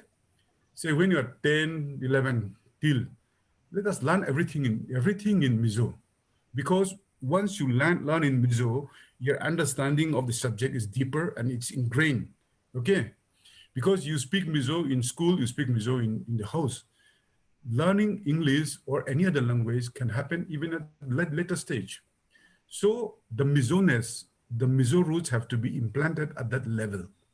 Otherwise, see, like I have seen many guys, like, you know, well educated, you know, famous, like prominent persons. Actually, I'm not good in English, so I'm not good in Mizo, so let me introduce myself in English. And it turned out to be that he's not even good in English also.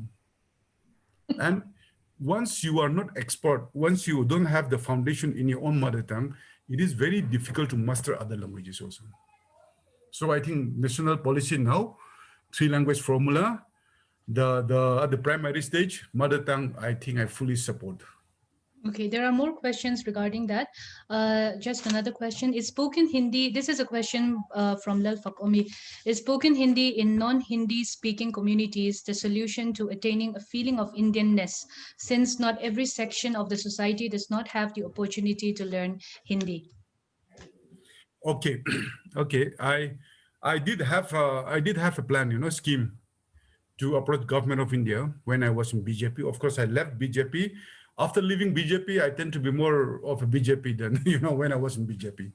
Now, central government, as I have just explained to you, for national integration, Hindi is very important. So for non-speaking states like Mizoram, tribal states, I am planning to put a project so that we have at least in every constituency, we have a spoken classes. My scheme, I've already prepared my scheme and my project. I call it Speak Hindi in 101 hours. Okay, 101 hours means about 3 to 4 months. You should be able to speak in Hindi. I still don't write Hindi. You might not be knowing. I cannot. I read somehow, but I cannot write Hindi. But I speak very fluent broken Hindi. Okay, my Hindi is very broken and very fluent.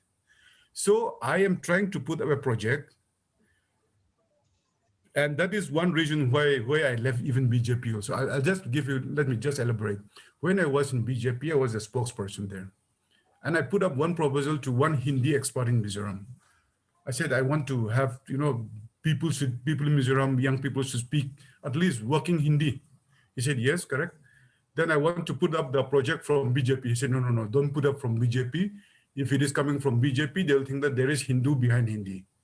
Okay, so behind the Hindi there will be Hindu. So the moment I left that BJP, and that has come to my thinking more seriously. So like the girl who asked. Say you may be masters in MTech or say MA English or anything.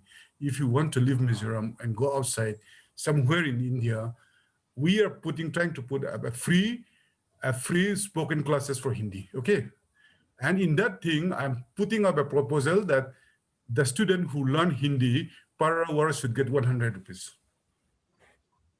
Okay, so that there'll be incentive to learn also. Now I'm a free man now. I'm a non-BJP, so I think I can move on with the project now. Agar like had it been, agar BJP में से हो जाता तो it must have been difficult. Now I'm free man. I think our Mizos, as long as we are Indian, the best thing is to speak at least some kind of chalta hai type Hindi. Okay, otherwise you will be zumzuk, I don't know, I cannot tell in English. You'll be very timid outside Mizoram. Okay, so this schemes is coming on, and please be noted that girl who asked the question, I've forgotten her name. Lal Fakome. Pakome, it's a good question, and I can understand that she is trying to leave Mizoram in the near future, work outside Mizoram, and pump the money back to Mizoram. That's what I like very much.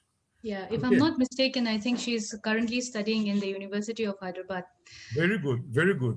So let her not come back from Hyderabad. Let her stay back there. Let her go to Massachusetts, like Europe and all. Because as I have said that for Mizo intelligent young people, there is no scope of further development in Mizoram. Our chief minister is thinking only in terms of bamboos. What that gentleman will do in bamboo. Okay. So my idea is that let maximum people go out of Mizoram. Okay, thank you. I think that Hindi spoken Hindi level, working Hindi level, we're coming up very soon.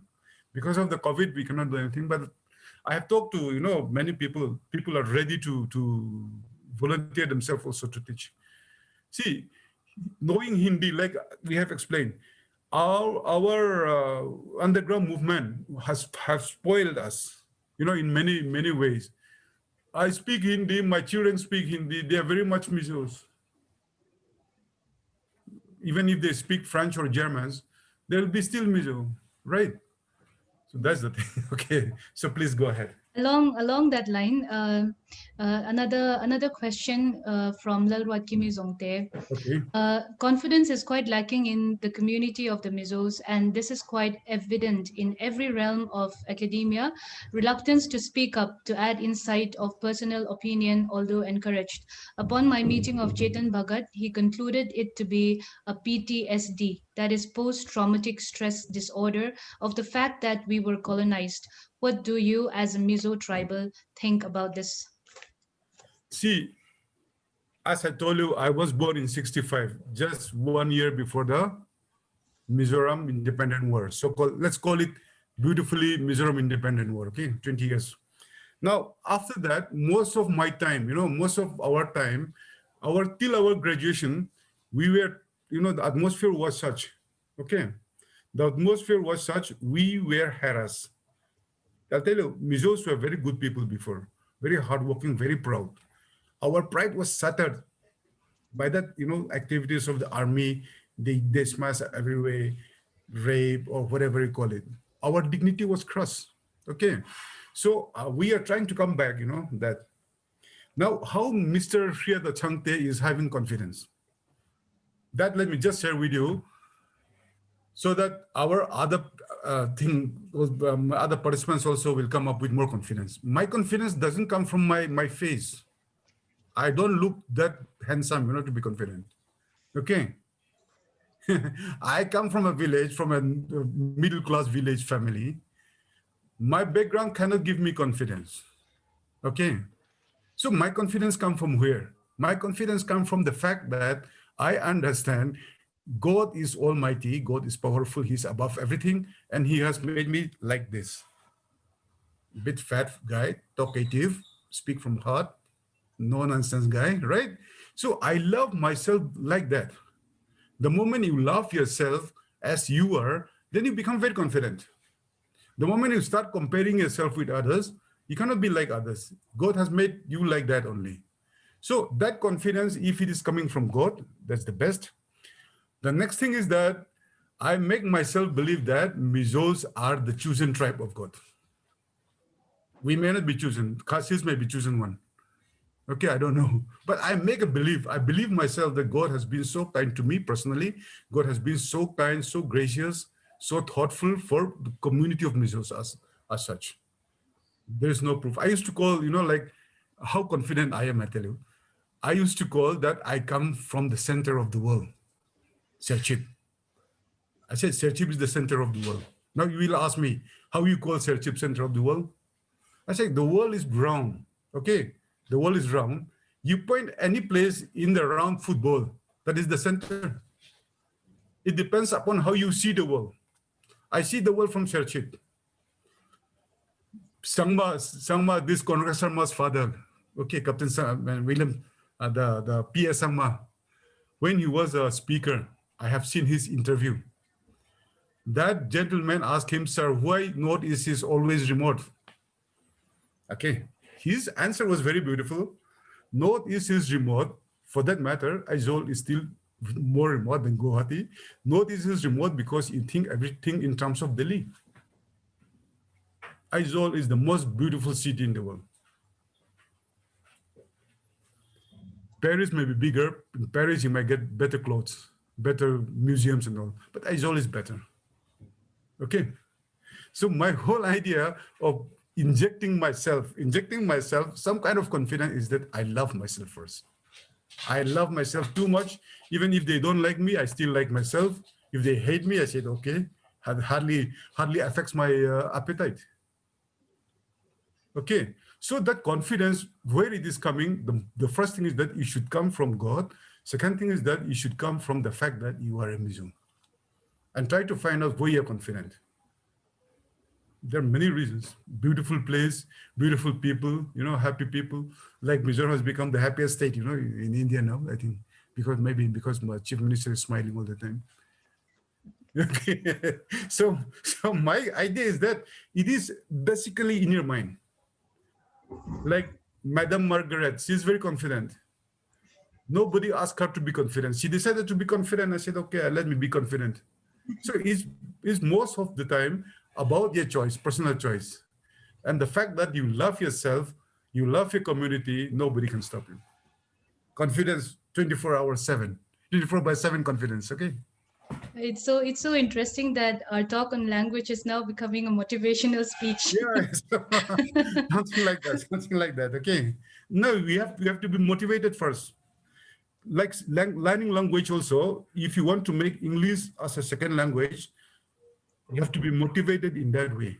Like I said in Mizo language, the term which many people don't like, I said the easiest, the surest way of success is du thang huam ko tishuni. Du thang huam ka mo en tilaba Mizo jonin.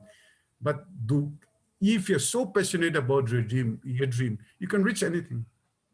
Now, I'm not rich man, Somebody asked me, your brothers are very rich, and you're not rich.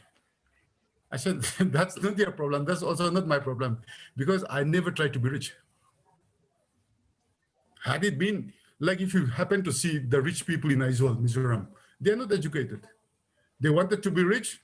They think in terms only of money, so they become rich. Easy as that. Anybody can become rich. Only thing is that your income should be much more than your expenditure, that's all. Okay, if your expenditure is more than your income, you cannot be rich. So I don't want to be that rich. I'm a voluntary pensioner now. I'm getting something a little less than 1 lakh per month. I'm comfortable. So I'm not trying to buy a new house. I'm not trying to buy a new car. I go in the city by bus, by two-wheeler taxi. Recently, I went to Pumanzola house. He asked me, where is your vehicle? I told him, I don't have vehicle, I have money. I Money you can park in your pocket, but the vehicle you cannot park anywhere. Okay, That's my okay, Pushyat. Yeah, moving on quickly to the other questions so that okay. we will have time for a Okay, collective discussion later. right. This is a question by Lasang Lianiralte. It's a little lengthy, so I will try to make myself clear. Yeah. Do you think the three language formula poses challenges for children from underprivileged and rural backgrounds as they have little or no exposure to non-Mizos that they can converse with in a language other than Mizo when such children eventually have to compete with privileged children who are exposed to multiple languages? I hope that is. See, that's very clear, and I have a ready answer. I am not from St. Paul's. I'm not from Marymount. I'm not from Pijualte School. What is it called? Adam School. Osper I'm centenary. not from that school. I am from Komchak School. Okay, I'm from Komchak School. You know what we used to learn during our nursery thing. Chowagdum, no? That chowagdum, and thing is and I am here today because I've explained to you when I was in class 8, I was desperate, so passionate to speak in English. Nobody told me how to speak. I had a mirror in front of my table. I start speaking to myself. I said, I'm gonna good in English. And luckily, after 2 years, when I was in class 10, I decided, okay, in order to increase my English vocabulary, let me muck up the whole English textbook. I muck up the whole English textbook. There are lots of words there. You don't have to go to St. Paul's. Okay. So it's basically about the attitude again. I'm from a village. I'm not from a good family. I don't go to convent school, but I decided to be good in English. So I was quite okay in English. I got the highest mark in English in 1981 Mizoram Board of School Education from Cherchi, not from St. Paul's. So the question she is asking is that let's not linger too much on the problem we have. Let's stay on, pump ourselves that yes, in spite of the fact that I don't speak, I mean, like it's not an English medium where I'm going to school, but at least I have my handset now. I can listen. See, I'll tell you, the most pathetic thing I don't like about this TV, local TV, LPS or Begara, the English and Hindi movies are translated again in Mizo. They should not be translated. Hindi movies should go like Hindi. Just by watching Hindi, people learn, Hindi, simple as that. Okay. So, as I have explained to you, poverty cannot be excused. Remoteness or ruralness cannot be excused. Only excuse is that you don't want enough. You can't be there. Success is directly proportional to efforts you put it in. If you want to earn 1 lakh rupees per day, you have to work hard. You cannot sleep and earn 1 lakh rupees. Okay. I'm grateful that you're the right person to answer that question from your experience again. Thank you. Thank you. Okay, moving on to another question, which is a little political. Yeah. This is regarding BJP.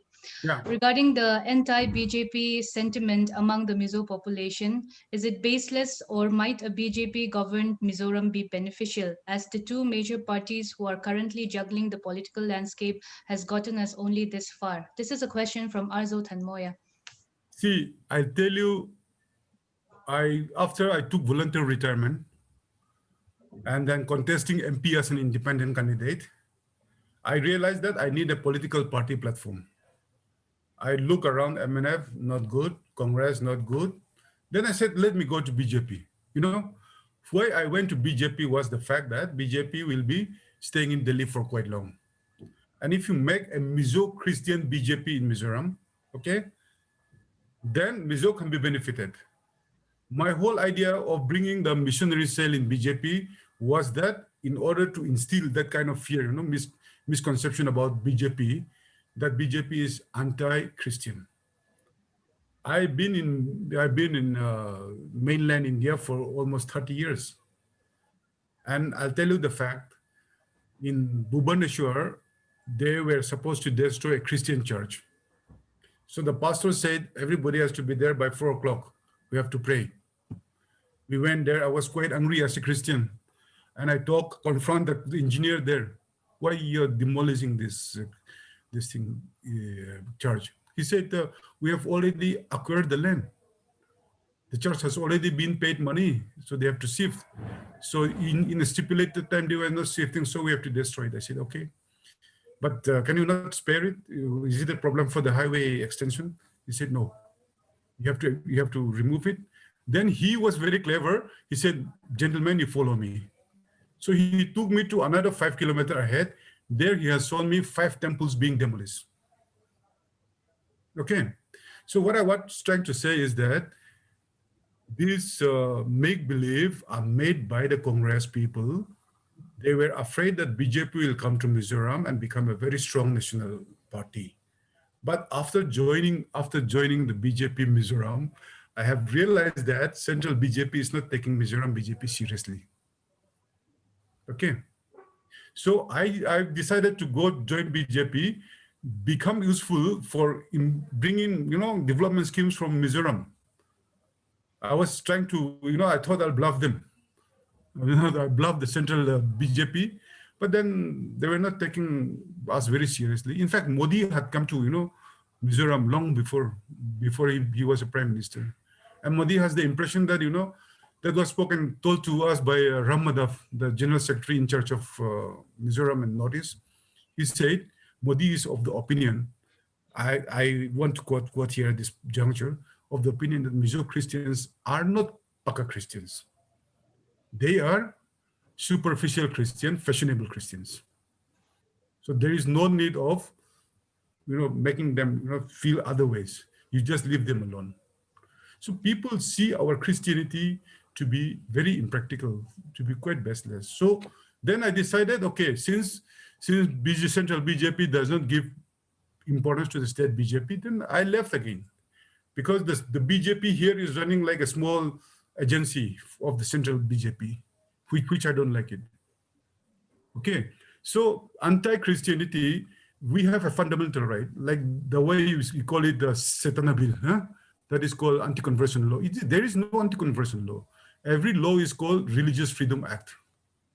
Only thing is that you cannot cheat the guy, you cannot influence the guy, coerce that person to your religion by not giving importance to his own choice. Now it is easy, not very easy for me to become a Buddhist because I have to follow through the magistrate, through the affidavit. Our Christianity, when you go out to the mission fields, we tend to go to the poor people, the rural areas, who will be we will be taking advantage of the school facilities that we give. Christians means free admission. So they'll become Christians. The moment they finish their education in a school, they become Hindu again. Okay, so BJP as such is not, BJP hates 2 things only, I'll tell you. The rest, if you're free from this, the rest is fine. They hate too much about English, okay, English people. BJP thought that the Indian nationalists under the BJP thought that English are the real exploiters of India. They hate English, England or English, and they hate Congress. They hate Congress because they thought that Congress is the outcome of exploitation, that what we call colonization. Okay, so I'm not afraid of BJP. In fact, I am supporting this Hindutva outside, beyond Silchar downward. But I cannot allow them to come inside Mizoram.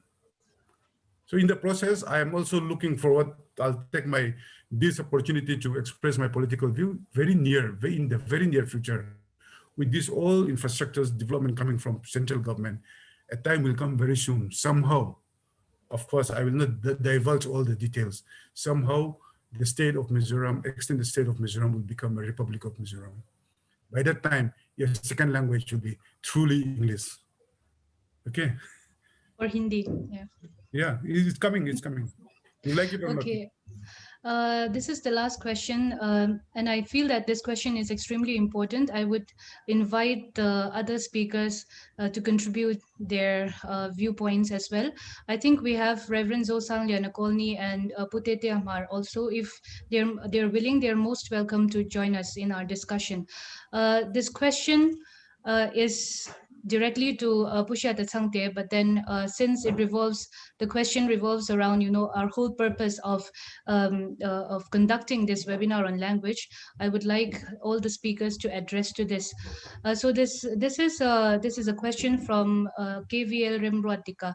He says, your philosophy and principle seems to revolve around identity. Don't you think Mizo would lose? Wait, I'll just reframe the question. Don't you think Mizo would lose its identity or have identity crisis with so many culture coming in from new languages, example Korean, English, Hindi, etc. So See, basically he's asking about it's a question on identity, whether you think we would lose our identity as Mizo by propagating maybe multiculturalism or multilingualism.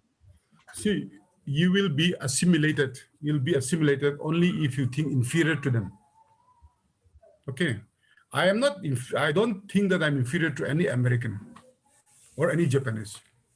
They may be having more income. They may be having better lifestyle, but I don't threatened by them, because I know that I will survive as a Mizo anywhere, anytime. So this kind of insecurity always comes from the fact that, oh, they're bigger. Okay, now I tell you like intermarriage, say language. These are all the things. Please focus first. Be ingrained. Be establish yourself as a Mizo. Why I should like to become a Korean, why I should like become like among the Nagas, they have Paka Naga and Kacha Naga. Why I should become a Kacha Korean when I can become a Paka Mizo. Okay, so that if you have that idea, if you love yourself as a Mizo anytime, nobody will take away your Mizo-ness. But the moment you see others more superior to you, luckier, more lucky to you, more prosperous, more doing life better, then I am afraid whether you don't speak even other language. See, in order to lose identity, you don't have to speak other languages. I'll tell you one example. In Bangalore, one village girl came from one Mizoram village. Then one fine morning, she was with us. She asked me, Uncle, what is the best way to learn English or Hindi? I said, have a girlfriend, have a boyfriend. Okay. So I asked her to have a non-Mizo boyfriend. And she speak Hindi and English in 3 months. But unluckily, this girl was married to a non-Mizo. Now I used to start, think back why I have allowed her to learn more languages. The practical thing is that she wanted to learn languages because she wants to run away from her, what do you call, from her stepfather. She wanted to run away from her stepfather and never come back to Mizoram. And she would not tell me that I want to marry a non-Mizo, be outside Mizoram throughout my life. But she asked me, how do I learn spoken language of Hindi or English? I said, have a boyfriend. Boyfriend के साथ 3 महीना में सब चला गया. Okay, so the whole idea is, what is your motivation? What motivates you to learn other language? I want to learn Chakma now. You know what happened? Because yesterday we had a Chakma seminar. I want to learn Chakma, a little bit of Chakma, so that I can talk to the girls, so I can talk to the villagers to understand them more. I learn Chakma not because I like to be Chakma. ये फायदा के लिए है ना. Language is for faida. It has to be used as a tool. Don't lose your identity just because you speak 25 languages. Be a Mizo who speak 25 languages. Okay, I think I'm making myself clear. I like talking too much. I would invite Professor Margaret or Adam if they want to, share some of their viewpoints on the same question.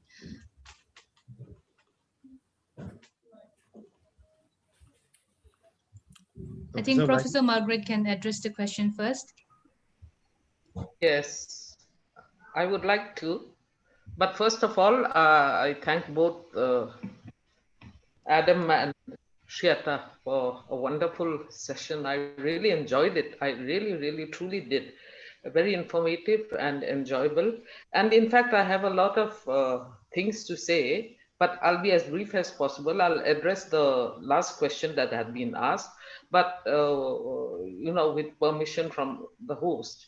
If I might as well make my comments, and I think both Pushpita and Adam also might want to react on some of the things that I'm saying. So I'll be brief, Definitely, but ma'am. Yeah. yeah. First of all, regarding this identity being threatened by multiple languages, first of all, I agree that we need to be confident enough. But, confidence does not just come from being confident. Confidence comes from being well read, widely read, from being aware, from having a larger world view of things, from for having an open mind, from having an open mind, and in that way you have a developed personality, and the confidence grows. I fail to understand why we Mizos, and I have often said this at different platforms, even in YMA platforms at our thing. Why do we feel threatened so easily of assimilation in business, in language, and then we think that somebody will come and take our identity away? They will, if we let them, if we permit them. Correct. This is the way I see it. So we have to always be a step ahead of them.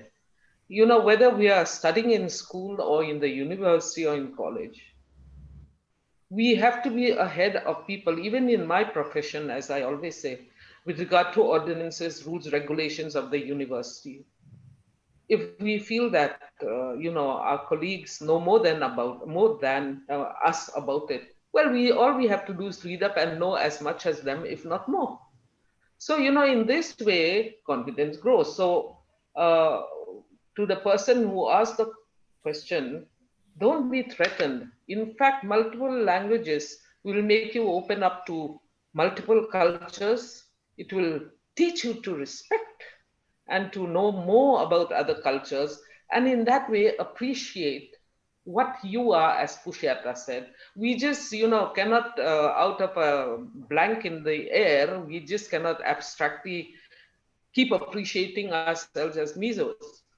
No, we appreciate ourselves as Mizos when we get to see and learn and interact with others. Then we realize that we are just as good, if not better, than others. So with that, I think, I hope our young people listening in, it's a very brief way of answering it, but this is what I want to say. Now, I don't have a direct question to Pushyata or Adam, but in a way I do. So I'll just make my comments here so that later on I don't have to come in and take up more time. Pushyata, you were talking about the three language system. In fact, I think it is so good that you spoke about the importance of learning more languages. And I would in fact say English, Hindi, and I would say another language other than our own mother tongue. That would be any of the foreign languages. And frankly, I don't see any excuse as to why people cannot learn. Even me at this age, I want to brush up on my Hindi after retirement. But it should be much earlier. It should have been much earlier. Much earlier, I could do without it in a way. But today I realize, even at my age, I would gain so much more in so many ways if I brushed up my Hindi. So there is no excuse why, because as Pushyata pointed out, there are so many language apps. Believe me, these language apps are so useful. And then when you get the opportunity to, to speak that language with somebody who knows, or have a circle of friends, it works out. And these language apps can teach you, can help you to learn any languages. So there is no excuse. You don't need a tutor. As we were saying, there are so many Englishes There are so many different ways of speaking Hindi. There are so many ways. As long as you make yourself understood, that is what is language basically? It is to help you communicate. You know, you don't have to speak English with the Queen's pronunciation or, you know, some fancy accent. You don't have to. As long as the other person understands what you are saying, you are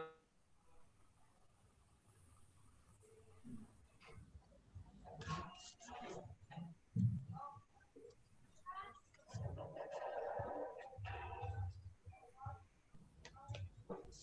I think language is about. I think she's losing connection. Oh yeah.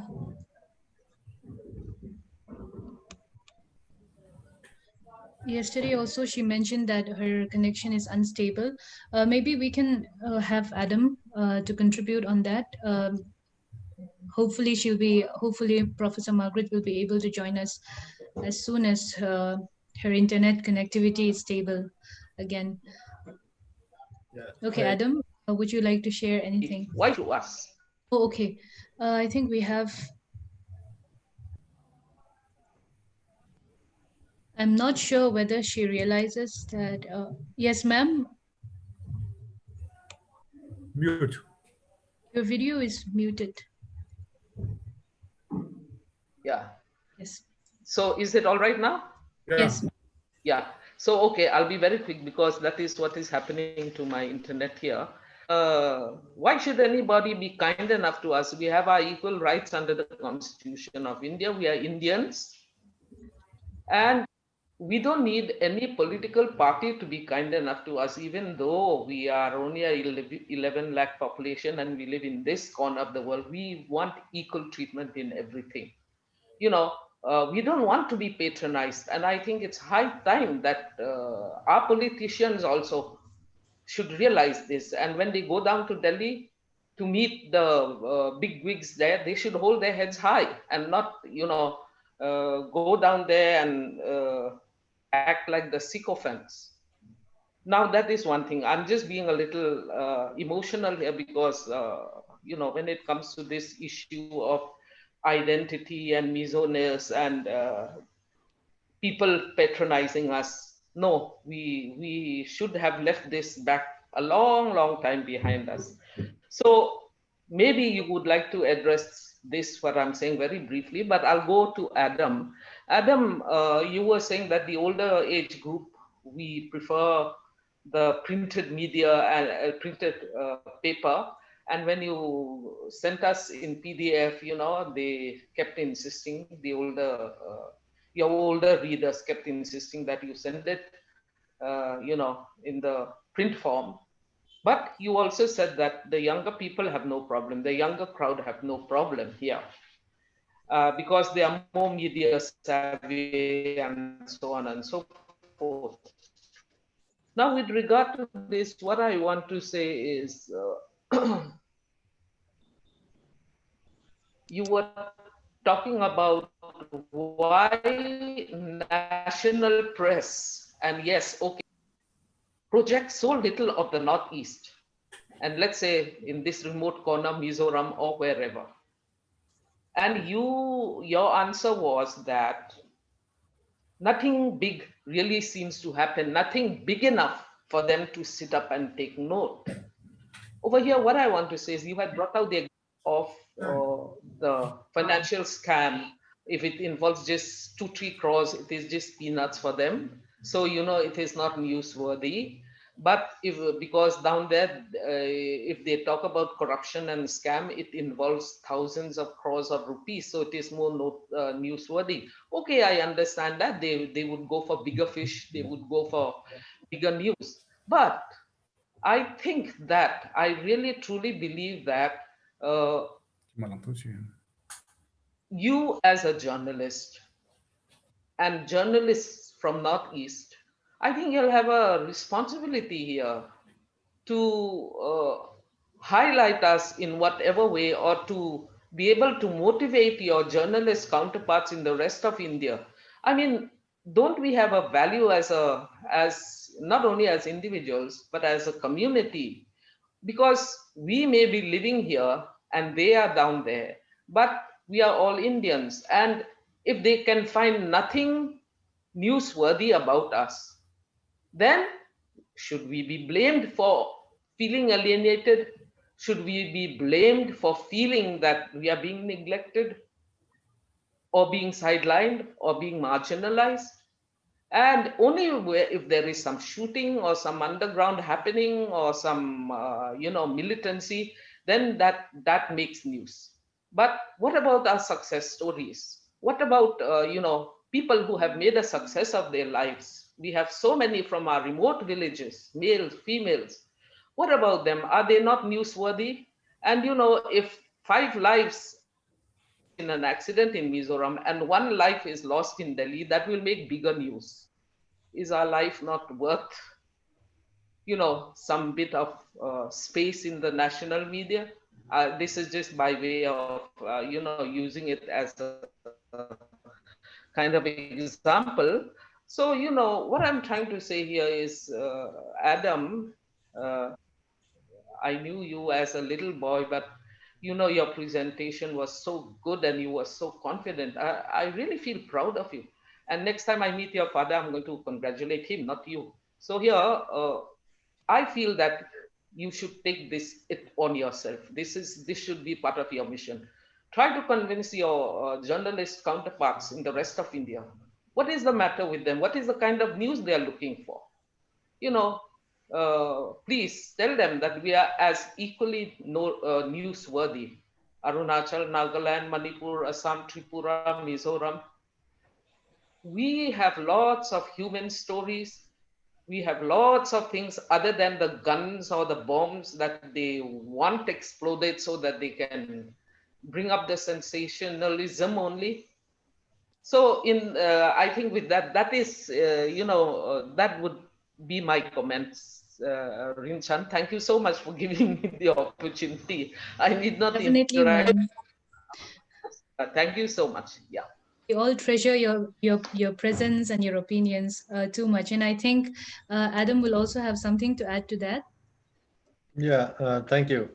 I'll quickly start with the question on whether you lose your identity if you speak multiple languages. No, I don't. I completely agree with Pufiata and Professor Maggie.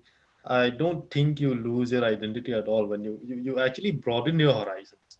And I think you gain a little bit from every other culture that you examine from any kind of perspective. I think you have a lot to gain from learning new languages, uh, um, and even for those who are inclined, like Professor Maggie said, even for those who are inclined to treat others, I mean non-Mizos, as people who are always looking to assimilate you and everything. Maybe you should read The Godfather and say, keep your friends close and the enemies closer. Simple as that. Even if you're from that kind of inclination.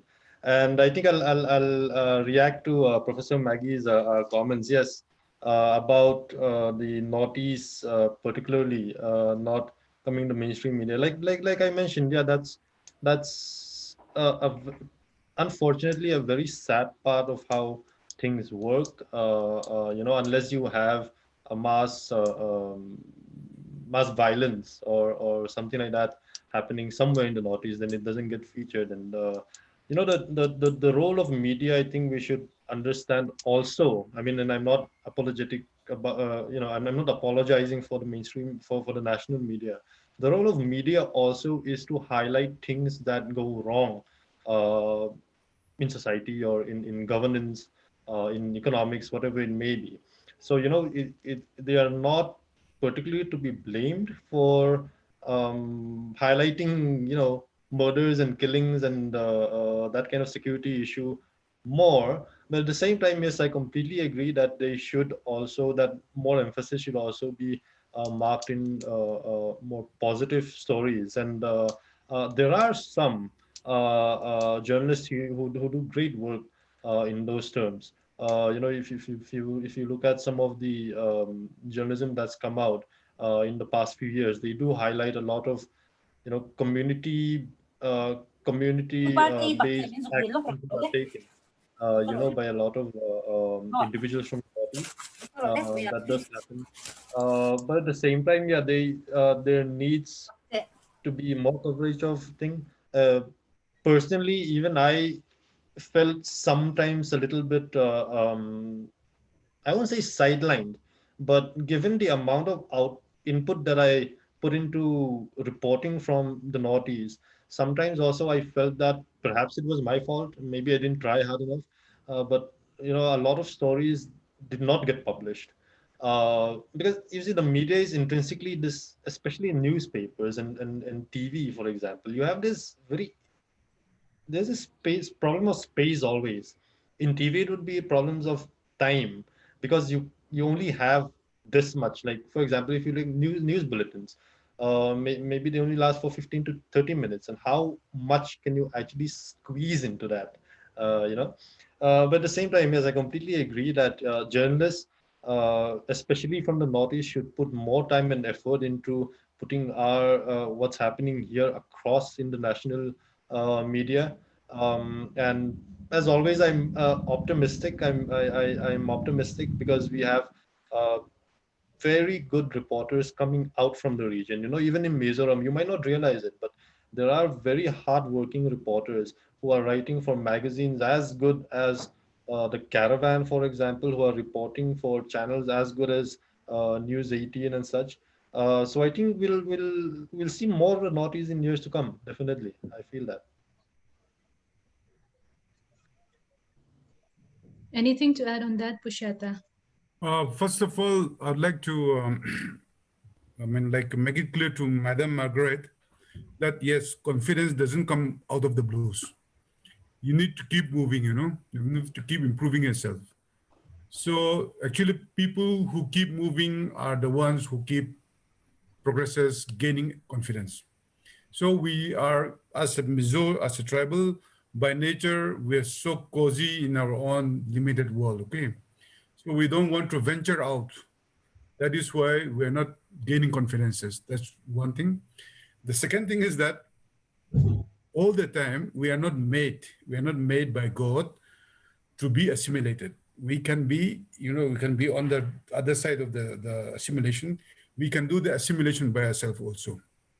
It's only how we think ourselves. Life is basically all about attitude. That's perfect. Okay. Nobody can challenge me on that. Life is all about attitude. So that coziness, that the sense of being, happy, contented in a cocoon life, it's all about in your mind. I decided to go out of Mizoram. I was having a good job in Mizoram. I was working as an assistant controller of mines. I could have stayed back, but I decided, okay, Mizoram is not good enough. Let me go out of Mizoram. So I went out. I was getting confidence. Had I been in Mizoram or had I not studied more, had I been now in Sherchip, I could not be confident like this. Confidence doesn't come just like that. One. Now the second point about Adam, I'm going to help him out. Writing or being highlighted in a national in media is not very easy. All channels, all papers are having huge reporting, and they will decide वो अगर ये आएंगे तो मेरे लिए क्या फायदा है. Okay, so the newspaper agencies are not here for charity show. They have their own agenda. They want to earn something. That, like, what happened? What is that actor name? Susan. Okay, Susan case, why it's everywhere? Because it involves the big people, the rich people. So why they are not talking about the bamboo policy of Mizoram? Because it hardly matters for them. So everything boils down to faida. Faida hoga to karega, nahi to nahi karega. So it's not Adam's problem. He keeps on giving, pumping, sending mails and pictures, everything. But he's not the one to select. The executive producer will select. On the basis of what?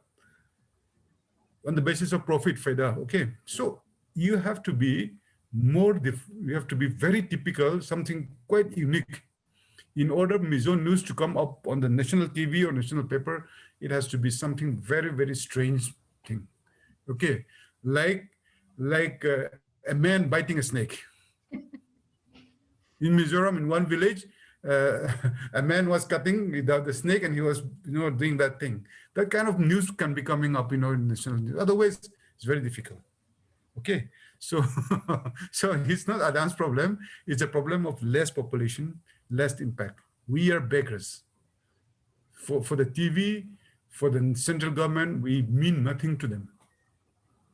Okay, for us, even if you say when we talk about independence, also I said, suppose Modi said today, okay, go, Jaya, ab look Jaya, Jaya. तो फिर क्या करेगा? What will do? Our chief minister, I know, he said, no, we don't want to be out of Mizoram right now. कुछ करना पड़ेगा पहला. Sometimes something you do fast. So everything has got a formula, link up. So I think, like the way I speak, the kind of confidence I have, many people don't like me. Because now in the social media, I am branded as Chapo, pride. Very, very Chapo, very, very proud man. But I don't see any pride in myself. I'm just being proud as a Mizo Christian. And when I talk to chief minister or I talk to a taxi driver, I speak to him in the same language. Because recently I posted in a Facebook the grace, the dignity of a job is not depending upon the scale of your job, depending upon how you work your job.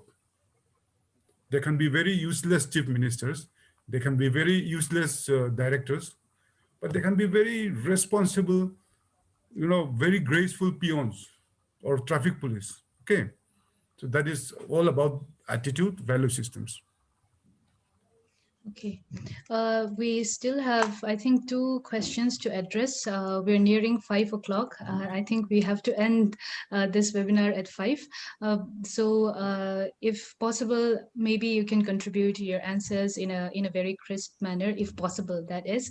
I will just read out this question from David Lal Routsunga. This is actually a question that was posted in the first session. Because of the lack of time, I did not read it out. So he's in line with what we were discussing anyway. He's saying a multilingual person will thrive well in any culture. So I would like to know the strategies that we can adopt as Mizos without losing our authenticity. How do we prepare Mizo youth and people as a whole to be more communicable with other states of India, keeping in mind the fact that we already have the boldness to adapt to new places?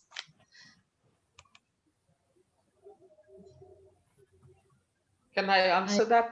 Just Yes, very ma'am. briefly, Yes, ma'am. Definitely. before Pushyata or Adam gets in, very briefly, because this was something I forgot to mention. We don't have reading culture is absolutely lost now. Let's be very honest, amongst our listeners also, especially amongst the younger crowd. Yes, they are very, very social media savvy, and they look at their phones and they read a lot, but what is it that they're texting or reading? That is something that I would like to know. What what meaningful reading do our people do nowadays? And the confidence that we are talking about, the knowledge that we are talking about, will come from reading more. As it is, we are having a problem regarding fake news, so much bombardment of information over social media, so we don't even know what is fake or not fake. Let us read. And I used to advise my students, uh, listen to the news, whether you find the news interesting or not. Listen to BBC, listen to CNN, listen to maybe NDTV, see the nuances of how language is used, listen to the debates there. That will help you improve. No need to go spend money and take a class on spoken English. If you listen to the news and then you support it by reading your lessons and reading your many other books. Like today also, if we ask each other, what is your reading list? On your reading list, what is there by the side of your bed? How many of us might be having even one book there or one magazine there, or if we did also, it's collecting dust. So I think it is the reading culture that has to be picked up, and I'm glad that I have this opportunity, because this is a very big thing with me. Let us read and read and read more, anything, even comics. Let us read comics, anything, but we have no patience to read anymore, and this is the bane of our youth today, I'm sorry to say. And many those who are listening in, they are actually fallen I think we're losing I connectivity. think, yeah, so your this voice is may breaking. not be such a big problem with them, I think next, especially if they're in the teaching line that come to us. Yeah, thank you. Okay, I will just go to the last question. Maybe Pusheta and Adam can address that same question, that previous question, as they please, as they address, this last question. So this is from Lalshatsunga Boitlung. Some people say that if Mizo language is added to the age schedule, we could enjoy some benefits like number one, Mizo subject would be automatically added in the optional paper in UPSC. Two, we Mizos would be considered as general among the Indians. Anyway, my question is that what's your opinion about the age schedule? Is it one we truly desire or one we need so badly? Do you think that this age schedule is one we need the most, or the one that affects our mindset to make us feel that we are the most vulnerable? It's a lengthy question. I hope you get that. let me answer. Okay, eighth schedule is about the recognized languages of India. Now, even if our Mizo is in the eighth schedule, so the idea that you can use as an optional paper in an UPC exams is to be discarded right away, because you will not have a question setter, all those things. Even if you have, I don't want our people to feel that, yes, I become an IS because of Mizo language. That will be that will be too lowly. Okay, so getting into IS is not the ultimate. We're talking about integrity and identity of the society. So another one thing is that eighth schedule language recognition, the best thing will be that Mizo, it will be written in Mizo in the what you call the currency notes. Okay, that Mizo you will not know. It will look like English again, right? I promised to pay the beer at the sum of rupees, vagera, vagera. That also will be look like English only. So there is no fun. But the only thing is that regarding tribalship, scheduled tribe, okay, it is not, it has nothing to do with the language being in the eighth scheduled. Tribal scheduled tribe is a decision made by the President of India in consultation with the governor of the state that a group of people may be declared as tribe, whether they have the language in eighth schedule or not. So your tribalship right now, your tribalship right now is not based on eighth schedule. It is based on decision of the President of India. Now, as a matter of fact, yesterday, the ex-chief secretary of Mizoram, Pulal Khama, was talking all the time. Let's forget about being tribal. Let's forget about the concessions we are enjoying. This has make us lazy, laid back, and tend to think that others are superior to us. And I feel that is quite correct. I can handle as a tribal boy from Mizoram, from Sherchip, I can handle the rich people, the well-looking guy, in my job. I've forgotten many times. I forgot that I'm a tribal. Okay, so in my work in ONGC, I said I'll tell you, we use the tribal tag to get a job.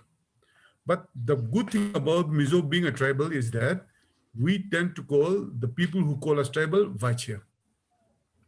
Okay, such is the casualness of we taking the tribal tag.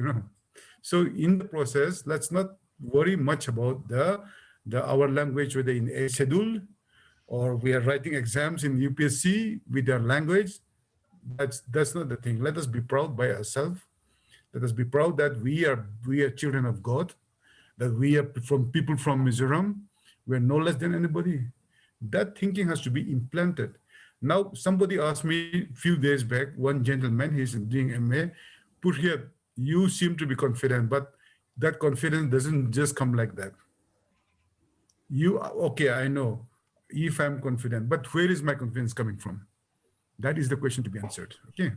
So the gentleman who has just asked the question, I think nothing to do with 8th schedule or 10th schedule or 20th schedule. Let the language not be known by anybody, but I know my language, I'm good at it. Okay. That attitude has to be there. Okay, thank you, Pushat. I'll just briefly go to Adam. Since we're running out of time, I'll just invite him to Yeah. maybe extend his point across very briefly.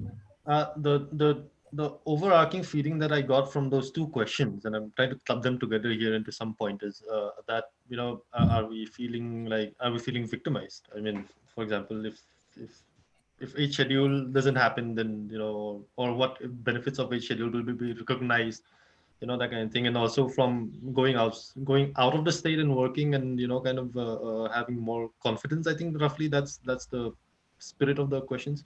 I think you should just go for it. Whether people give you benefits or not, you should just go for it. One of the reasons that I love journalism is that a lot of attitudes of journalists that I know, both from here, from elsewhere, and even people that I don't know personally at all, people's work that I follow, is their sense of adventurism.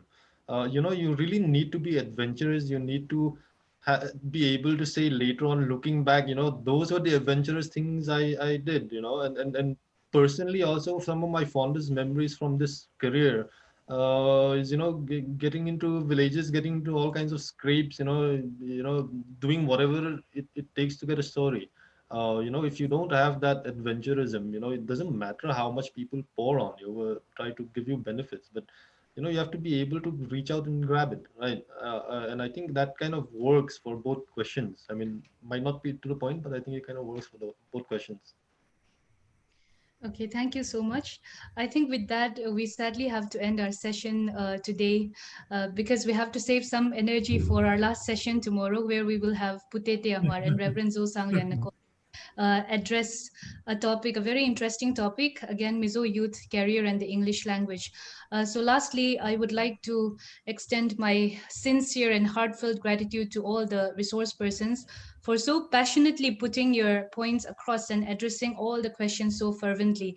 And my sincere appreciation goes out to all the participants as well, for your zeal and interest in hearing the opinions of our resource persons, and for truly immersing yourself in our discussions.